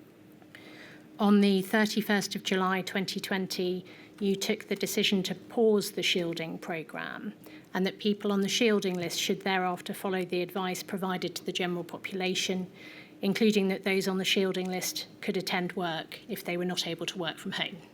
Yes. Planning for a new approach to shielding was addressed in a submission to you dated the 20th of May 2020. Do you know the submission I'm referring to? I do. That submission referred to the concept of a social contract underpinning a new model where people could make informed decisions that balance their individual risk with quality of life. Yes. And that envisaged giving people the information and tools to equip them to make those decisions. It also envisaged providing practical support and suppressing rates of infection in local communities. To what extent, excuse me, to what extent were the various elements of this social contract fulfilled after shielding was paused? So some of the support systems that had been in place during the period of shielding were retained in terms of home deliveries and so on. I know that some of the community-based support continued in some areas. But in addition, because we were moving now to a situation of different levels of restriction across different parts of the country, depending on the prevalence of the virus in those, some of what we discussed before the break with that data set that you had on the screen, the intention was that would be publicly available so that individuals could, at a very granular level, look at that data and make a decision for themselves as to whether or not they felt it reasonable to return to more normal living, less restricted living, along with the rest of the population in their community or not. So the intention behind that May submission was to recognise that two things. One, you can't ask people to shield in the way that we did in the first phase to that degree forever. And secondly, that individuals have a right to make decisions about themselves and their own lives and how they will live. And many people with immune suppressed conditions in particular understand their conditions very well and already pre-COVID took precautions about their vulnerability to infection and so on. So the data did become public. Did we do it to the degree that met the needs of every group within that overall shielding group? I would say no, we didn't. And there was room to improve the level of data. And I know that a number of individuals remained particularly concerned later in the course of the pandemic about the advice that said to the general population, for example, that wearing face masks was no longer needed. That made some individuals feel and continue to feel that their capacity to return to normal had been limited by some of those decisions. Turning, please, to DNA CPRs. Can you explain, please, how and when concerns about the use of DNA CPRs came to your attention and what those concerns were? So, excuse me, they came to my attention either, probably both together actually, via media reports and questions from colleagues in the Parliament. And my understanding was there was a perception that there was a kind of blanket approach now being adopted for particular groups of the population to require a DNA CPR to be imposed. That, of course, is utterly contrary to the principles and thinking behind those advanced care discussions that have been asked for in our NHS for some time pre-COVID, and the nature of the discussion and the decision that should be reached and by whom around DNA CPR. So I wanted to ensure that those concerns were addressed as quickly as possible. I knew that there was no blanket instruction or requirement emerging from Scottish Government, and I wanted to ensure that we looked in detail at the concerns that were being raised and was that localised? Was it in more than one place in Scotland? What was this? And sought to make it crystal clear what should happen, and if that isn't what was happening, what we were going to do about it. You say in your statement that you approved a letter from the CMO Scotland to GPs and chief executives of NHS boards, and that was issued on the 10th of April 2020. And that clarified that there was no specific requirement to have a DNA CPR discussion as part of anticipatory care planning. Was that the letter that was intended to address the concerns that had been raised, in particular about the blanket use of DNA CPRs? In part, it was intended to remind GPs of anticipatory care planning, which within the GP cohort of Scotland had long been a piece of work that all GPs were encouraged to pick up and engage with. That wasn't consistent across the country, but there was a lot of work, GP-led work, to do that. So it was intended to remind them about what the anticipatory care plan discussion should be, how it should be conducted, when it might be introduced, and where, if at all, a discussion around DNA CPR sat in that discussion. The letter didn't expressly say that there shouldn't be blanket use of DNA CPRs. Given that that was the issue that had been raised, do you think that it should have so expressly said that? I think it said it in as much as it made crystal clear that anticipatory care planning is individualised and DNA CPR discussions are individualised to each patient. That's the point of them. That's partly why, to an extent, they take a long time, because they're an individual discussion. So your anticipatory care plan is as likely to be different from mine as it is from anybody else's, because it's solely about you as an individual and what you want, and that applies to the DNA CPR discussion too. So I'm not sure, although it is rightly for the CMO to decide what balance he wants to strike between making it clear what those discussions are, and by implication, it's not a blanket, or saying expressly it's not a blanket. But I do think that we covered it in our media briefings, particularly in journalist questions to us, and particularly where the CMO was with us during those daily media briefings. At paragraph 225 of your statement, you say that you weren't aware of any evidence which showed conversations initiated by GPs during the pandemic had an impact on people accessing GP services, but that it is reasonable to assume that some people would have avoided making an appointment with their GP for fear of being deprioritised in relation to ICU care.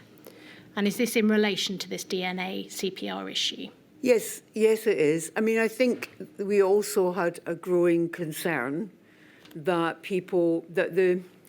one of the unintended consequences of the early messaging, which was stay at home, protect the NHS, was that people took that to be, don't ask the NHS for anything unless you've got COVID. And you'll know from material that has been supplied that the CMO quite early on started to use media briefings to remind people that the NHS was open, and that concerns they might have that might indicate heart trouble or stroke or whatever, they needed to access the NHS as quickly as they would otherwise. But this, and the fairly widespread but relatively limited in length of time coverage about concerns around blanket imposition, alleged blanket imposition of DNA CPR notices, will have impacted, I'm sure, I think it's reasonable, as I say, to think that that might have impacted on some individuals being reluctant to approach the health service. Now, in addition to everything I've said already, Dr. Chung, we've mentioned earlier, made a podcast that was broadcast across Scottish media explaining how clinicians make decisions about intervention or not in the situation of the emergency department or ICU. And that, I think, had quite a powerful impact on those who heard that podcast. And was that done, that podcast, at the time these concerns were raised? It was round about the same time, I believe. Our BBC Scotland radio station asked a number of individuals to make podcasts about their experience during the COVID pandemic, and he made one about the kind of decisions that clinicians in emergency and intensive care and otherwise make every single day around intervention or not. You referred earlier to wanting to understand what was going on with DNA CPRs, but during your time as Cabinet Secretary, was any review or investigation done on the use of DNA CPRs to that point during the pandemic in Scotland? So there was a look at where it was alleged these blanket DNA CPRs were being imposed to see whether or not that was the case, but there was no more than that done. We were, after all, in the middle of a pandemic.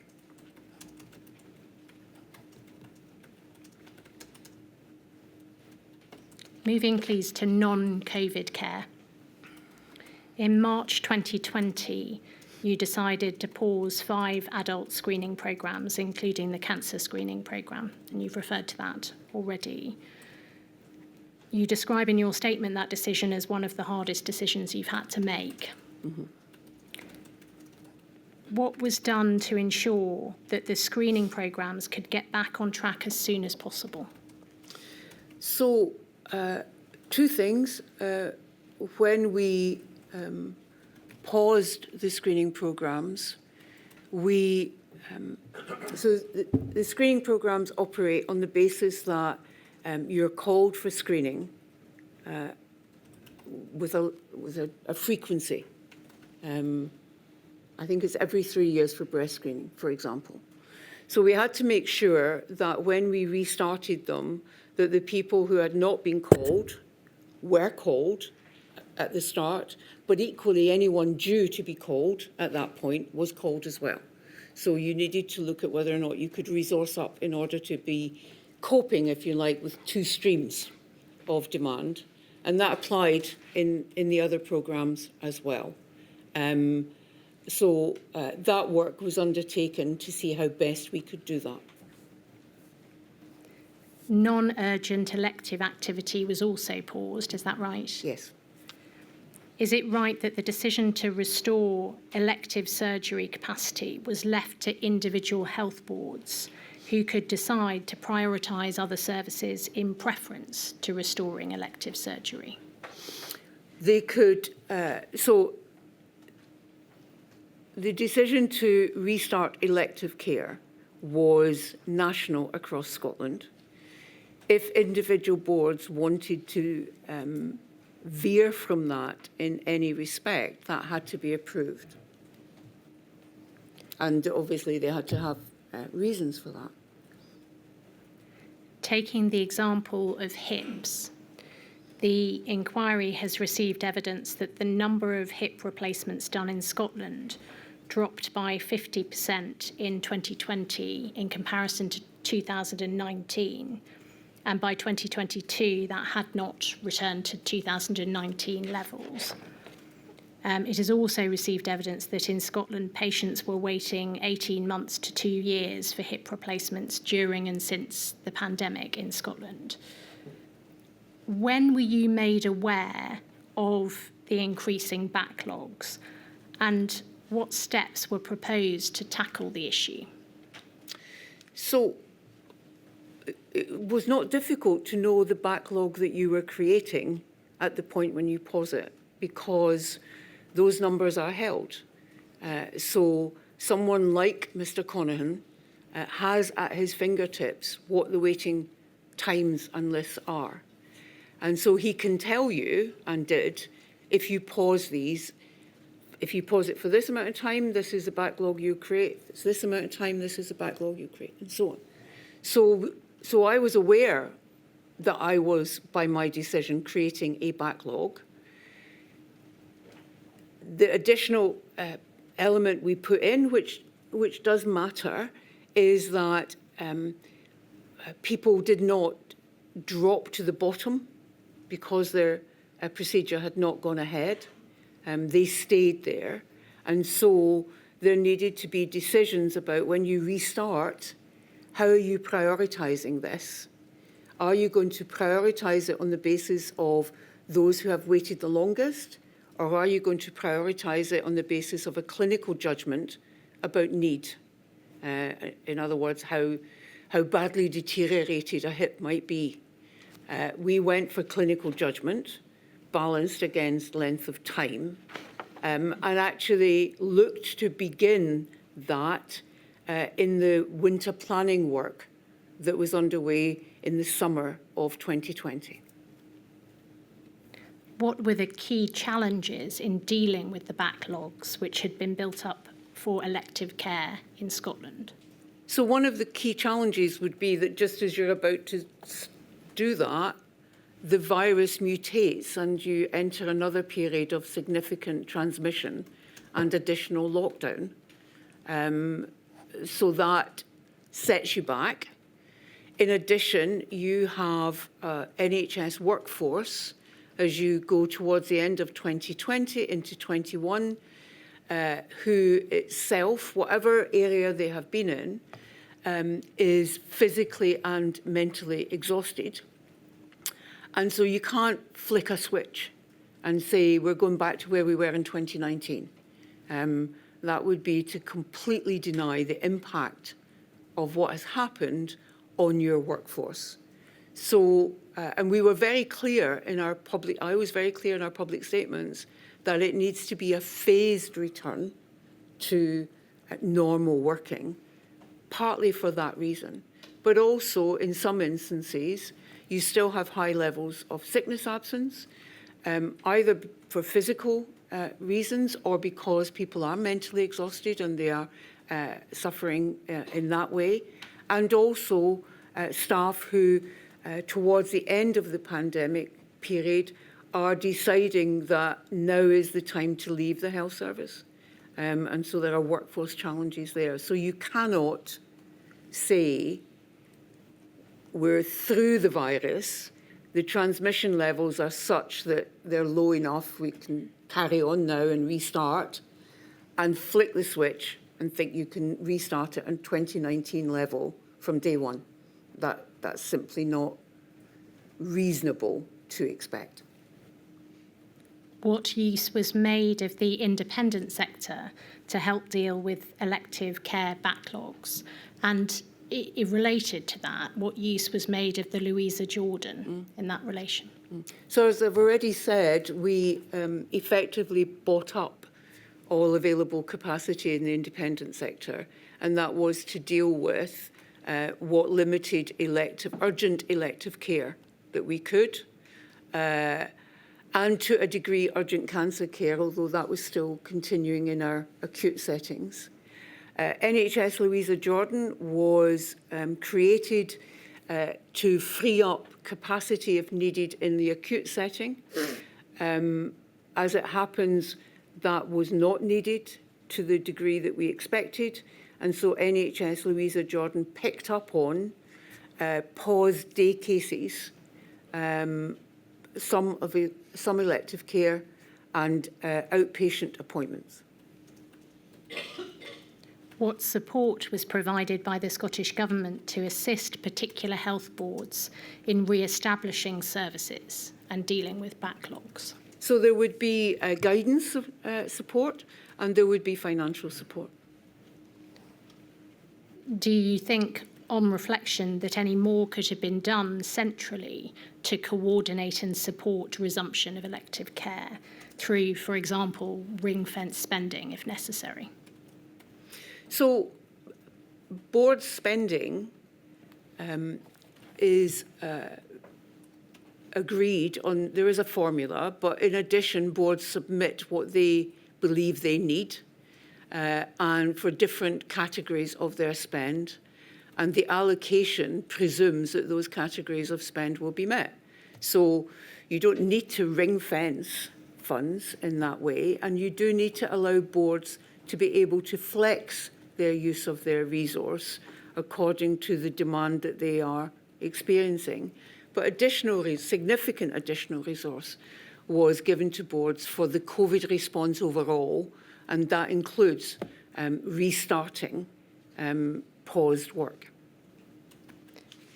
Do you think that enough use was made of elective hubs in Scotland to enable diagnosis and or treatment for non-pandemic conditions to continue during the pandemic? So NHS Golden Jubilee, which is our national elective centre and heart and lung specialist centre, was designated as a non-COVID hospital precisely to allow some elective work to continue, and as well as being able to deal with emergency heart work. Was that the only elective hub in Scotland? Yes, because at that point, the construction of other elective hubs were in construction. The only one that was near completion and may well have been completed during the pandemic, but I can't recall, was the specialist ophthalmic unit at Golden Jubilee. Do you think that in a future pandemic, contingency plans should include a strategy for the continuation or at least very prompt recovery of non-urgent elective care? So I would hope in a future pandemic that by that stage we will have the 5 specialist elective centres in Scotland that have been in the planning for some time. And that would allow you to designate those as non-COVID or non-whatever it might be hospitals and continue your elective work. The point of those elective hubs is to speed up the management of elective cases, because you take them out of the acute setting, where in an acute setting the theatre time allocated to hip operations, for example, today could easily have been lost because emergencies come in and those theatres are needed for the emergencies to save lives, for example. If you lift elective care out of that acute setting into a specialist setting, then it's not interrupted in that way. Golden Jubilee is an excellent example of that. So the intention was and remains, I hope, to build 5 elective centres in Scotland to do precisely that. Coming, please, to some final questions about lessons learned. In relation to data collection and monitoring, was any department or organisation monitoring the deaths of healthcare workers from COVID-19 in Scotland? So I'm pausing here because I have a recollection that Public Health Scotland, which was monitoring deaths, was asked to try and develop a more granular approach to that so that we could have a better understanding of healthcare workers and the numbers there. I don't recall if that was secured by the time I stood down. They were able to delineate settings, if you like, but they were asked if they could delineate further into occupation. Do you consider that the visiting restrictions struck the right balance between the benefits of visits to patients and their families and reducing the risk of visits bringing in infection? So in a healthcare setting, I think the national restrictions did strike the right balance, but I am aware in some of the operational delivery of those restrictions, they may have been too restrictive. And in particular, where families were able to be with a loved one who was dying. And I think I can understand in the very early stages of the pandemic, very restrictive practice. But I think as we understood the virus better and moved through the pandemic, some of the practice of restrictions was too restrictive. Where we were made aware of that, then we were in touch with that particular hospital or setting to remind them of what the national guidance said and what they could do to mitigate any concerns they had about infection prevention. Looking back at both the things that went well in Scotland in terms of the Scottish healthcare system response and things that went less well, are there any key lessons learned which we've not already covered, which you would like to raise? So I think that it's one and the same. I think the things I would single out that went well is first of all, the response of our healthcare workforce across the piece. I think it was extraordinary.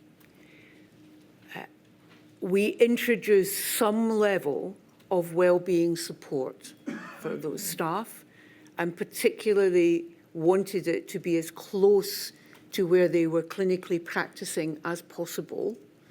Very simple things like the availability of microwaves and kettles, a few steps away from your clinical area rather than schlepping it all to the canteen.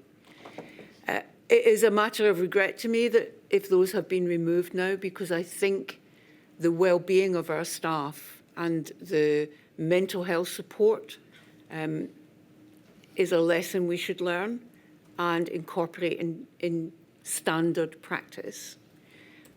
So I think that was a good thing we did, and it's a lesson we should learn and continue to do. The other main area, and it came from staff feedback to me, also in social care, we can come to that on another day, but in healthcare, was the removal of a number of layers of decision-making in a health board and the devolution of greater decision-making to frontline staff. And again, if you take this in the sense in which I mean it, nothing bad happened as a consequence of devolving decision-making to frontline staff. And so I would believe that that is a practice that should be continued. My lady, those are my questions. Thank you. So we'll carry on and try and get you done before lunch, if that would help That's you, fine. especially Thank you given the weather conditions. Ms Mitchell, who's over that way.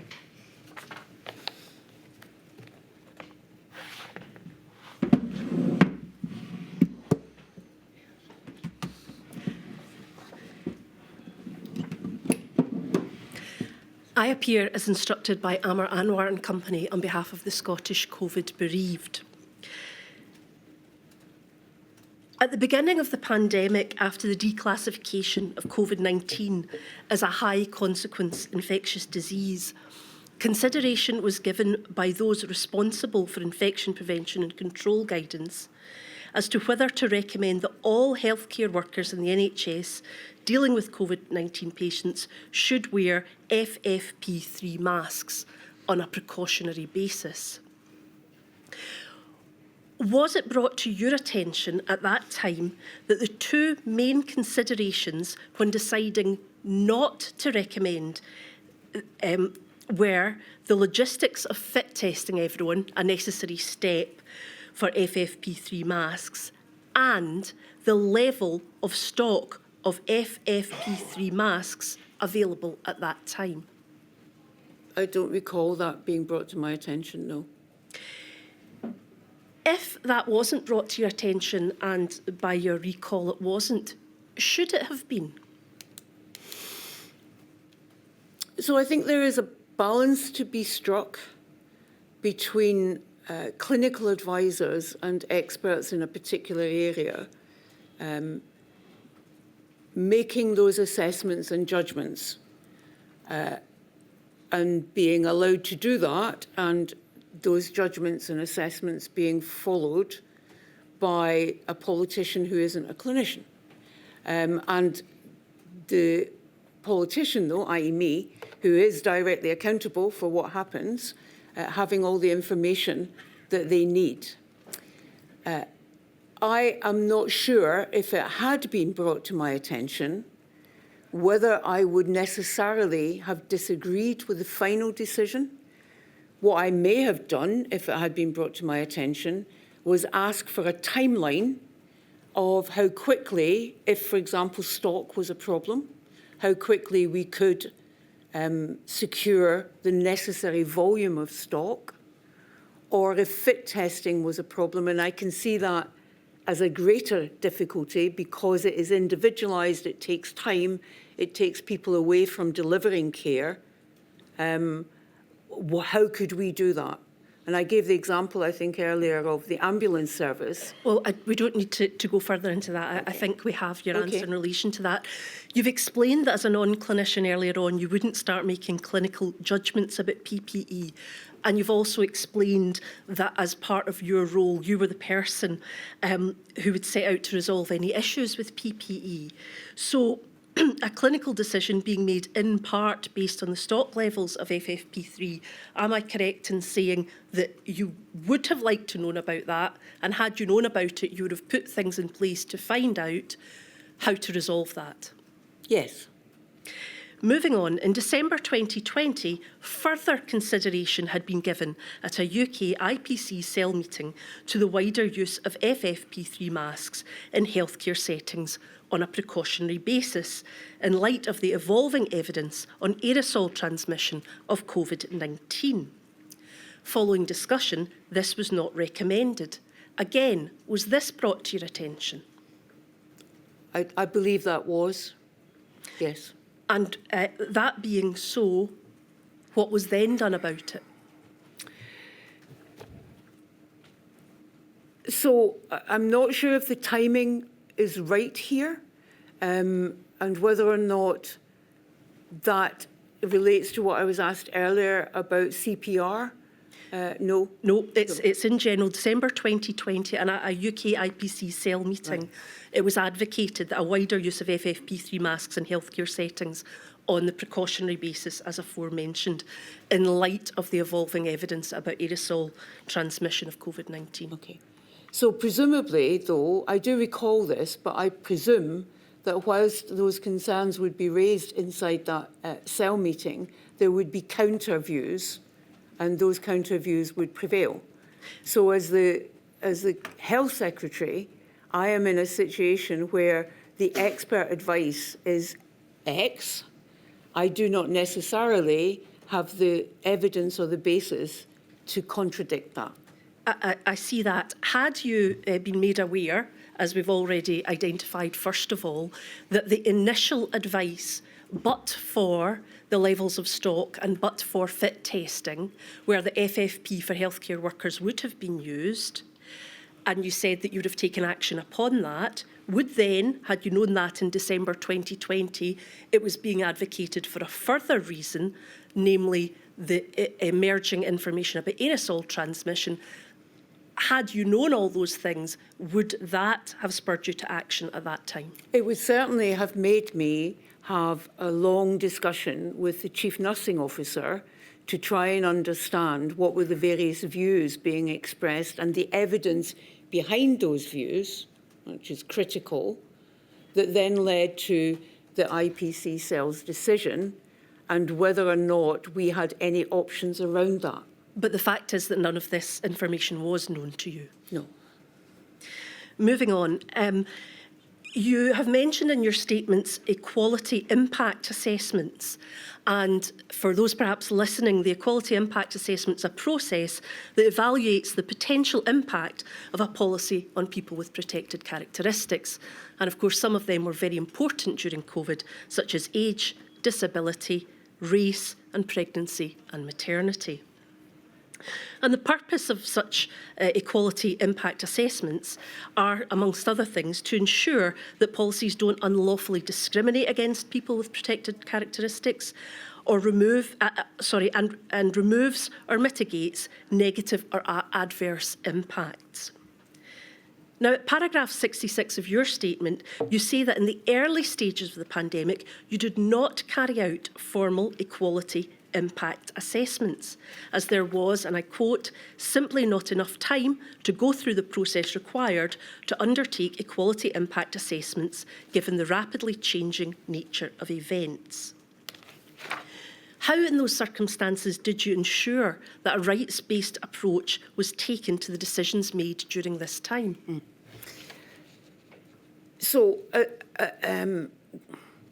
the simple answer is as best I could, bearing in mind that formal equality impact assessments are important and are critical for governments to undertake in normal course.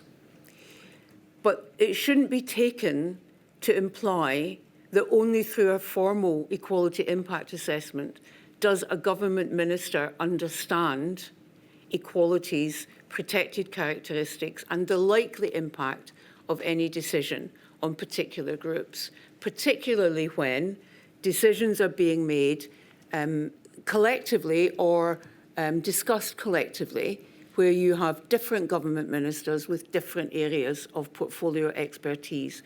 So, in those very early days, as I said, the pace of response, of emerging understanding of the virus, and of decisions and actions that needed to be taken was limited our capacity to undertake formal EQIA assessments. You will see that others took place retrospectively, and as we moved through the pandemic, they were more part of policy and decision-making as time allowed. But in those early days, I think my personal understanding and the understanding of my senior advisors allowed us to make some assessment of the impact of our decisions on the groups you're talking about. If these are important and critical, as you've identified, and likely impact upon groups, the issues of age, disability, pregnancy and maternity, race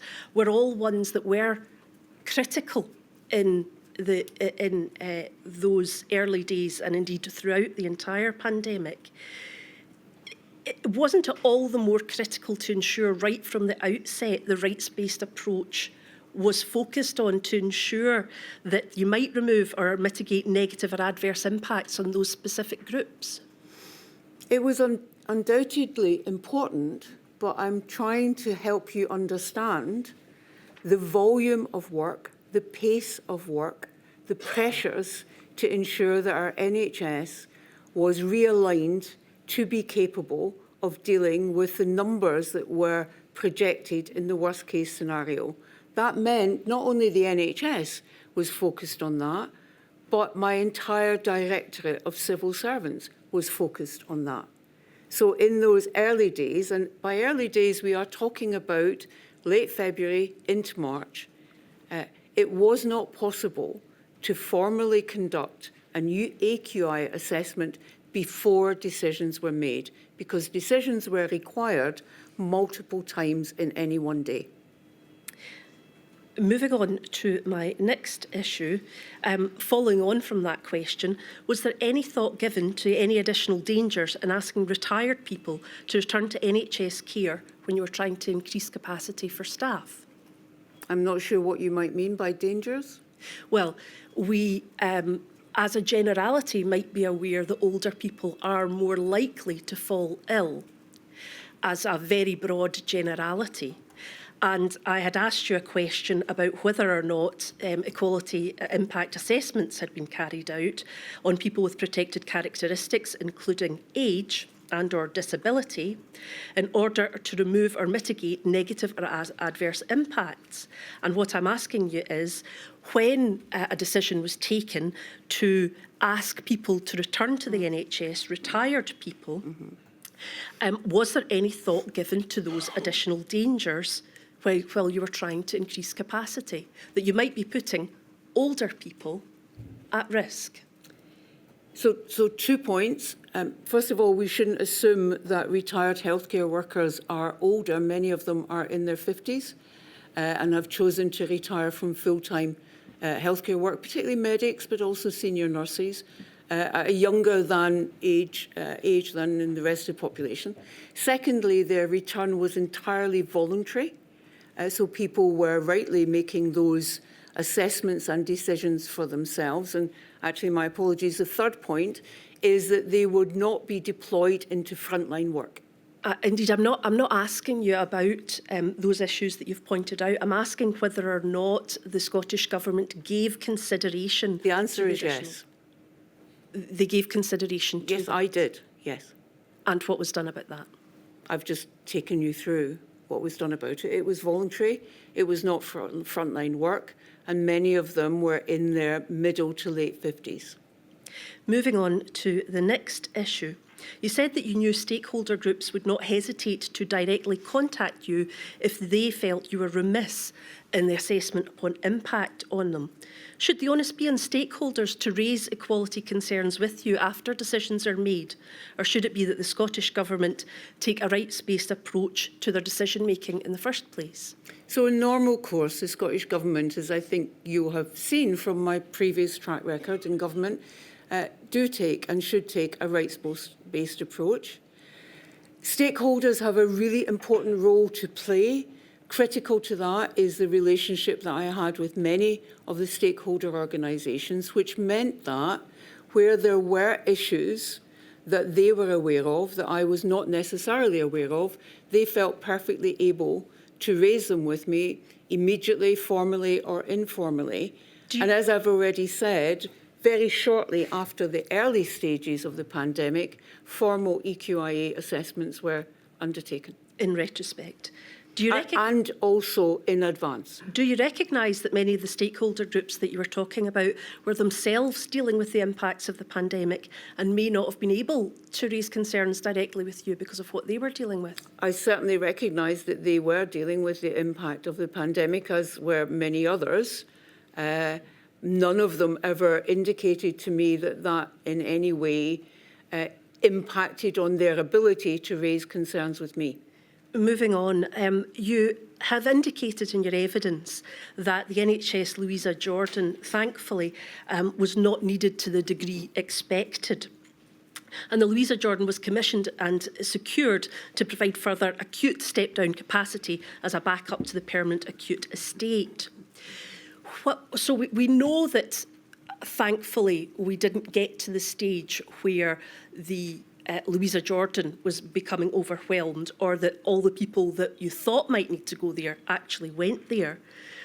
But whilst the Louisa Jordan provided for extra bed capacity, how was it intended to increase the staffing capacity of the Louisa Jordan?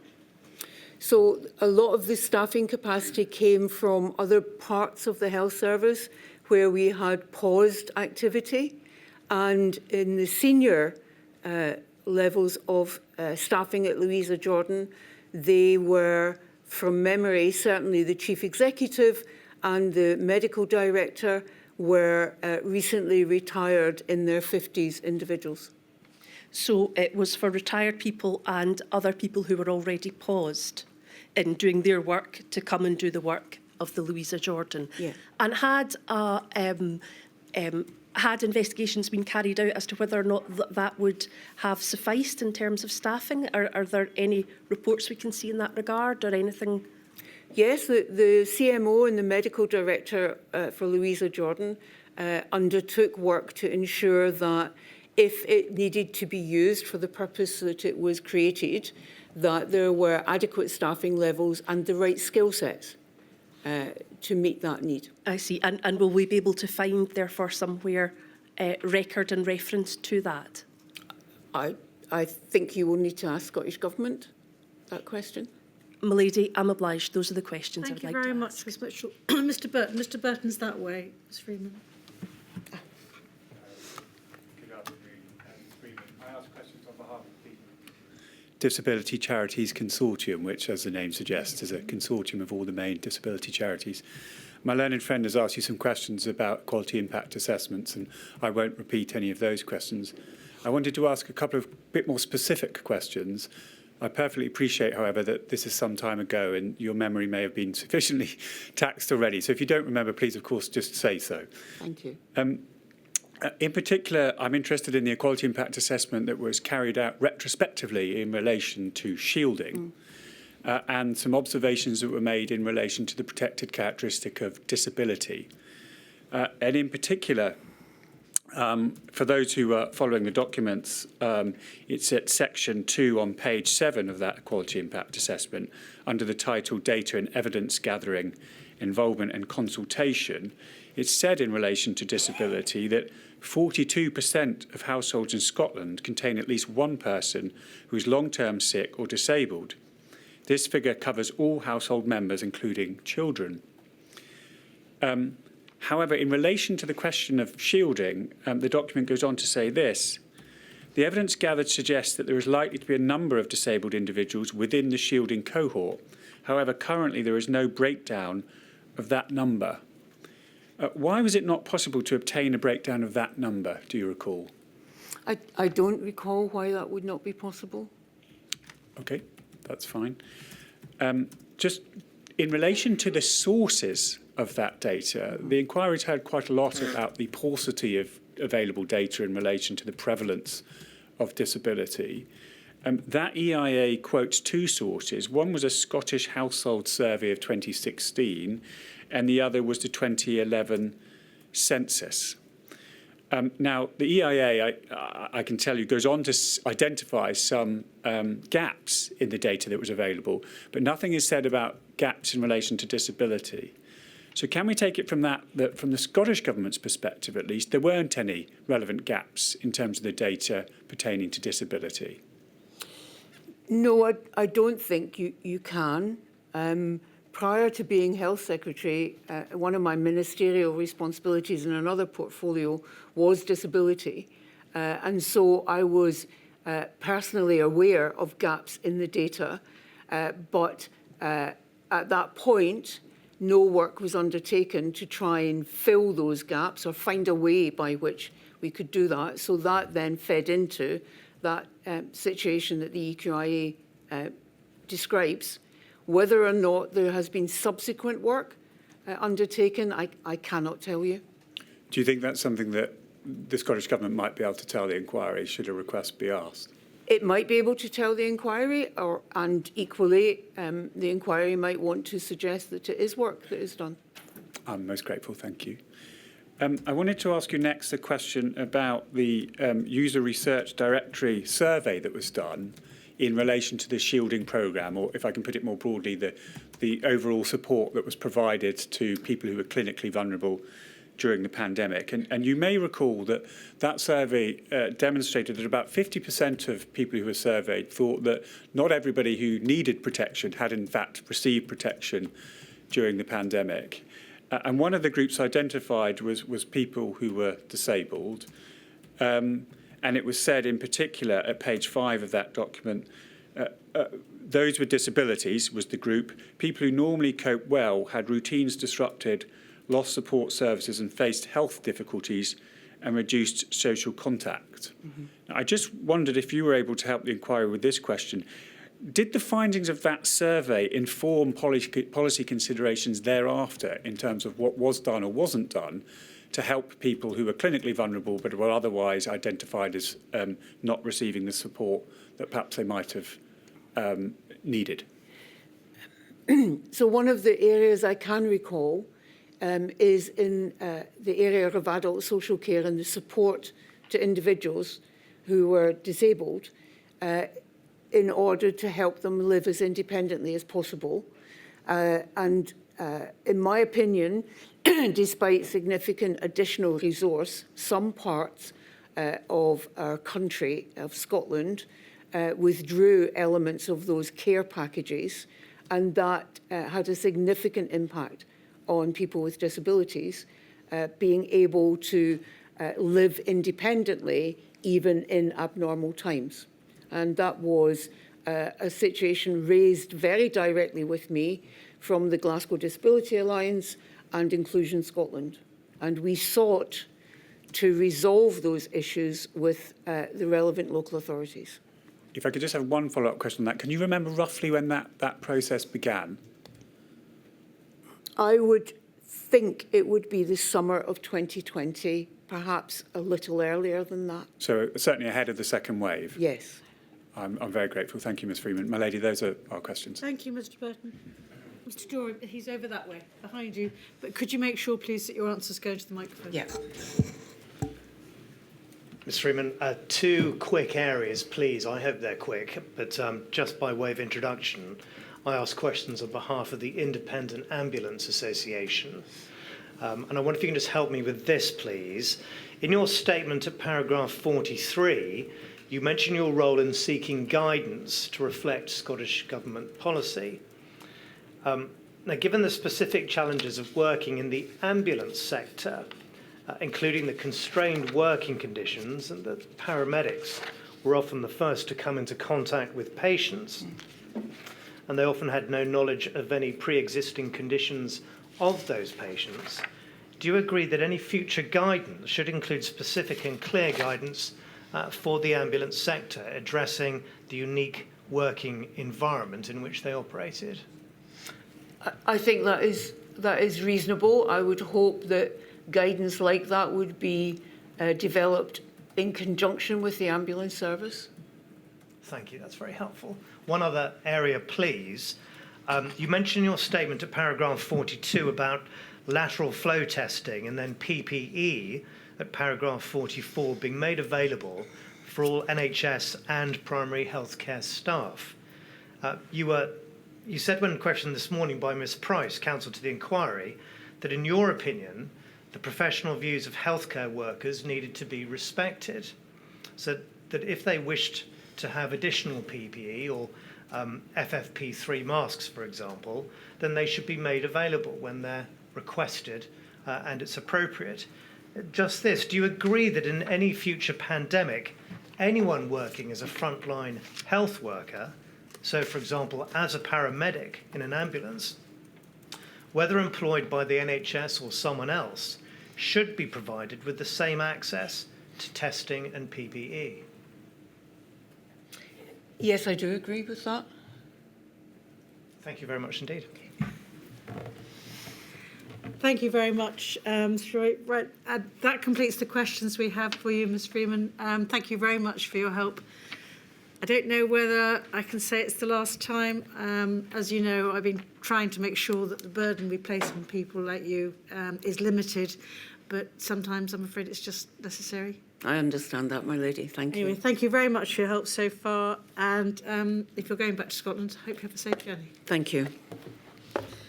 Right, I shall return at 2 o'clock. All rise.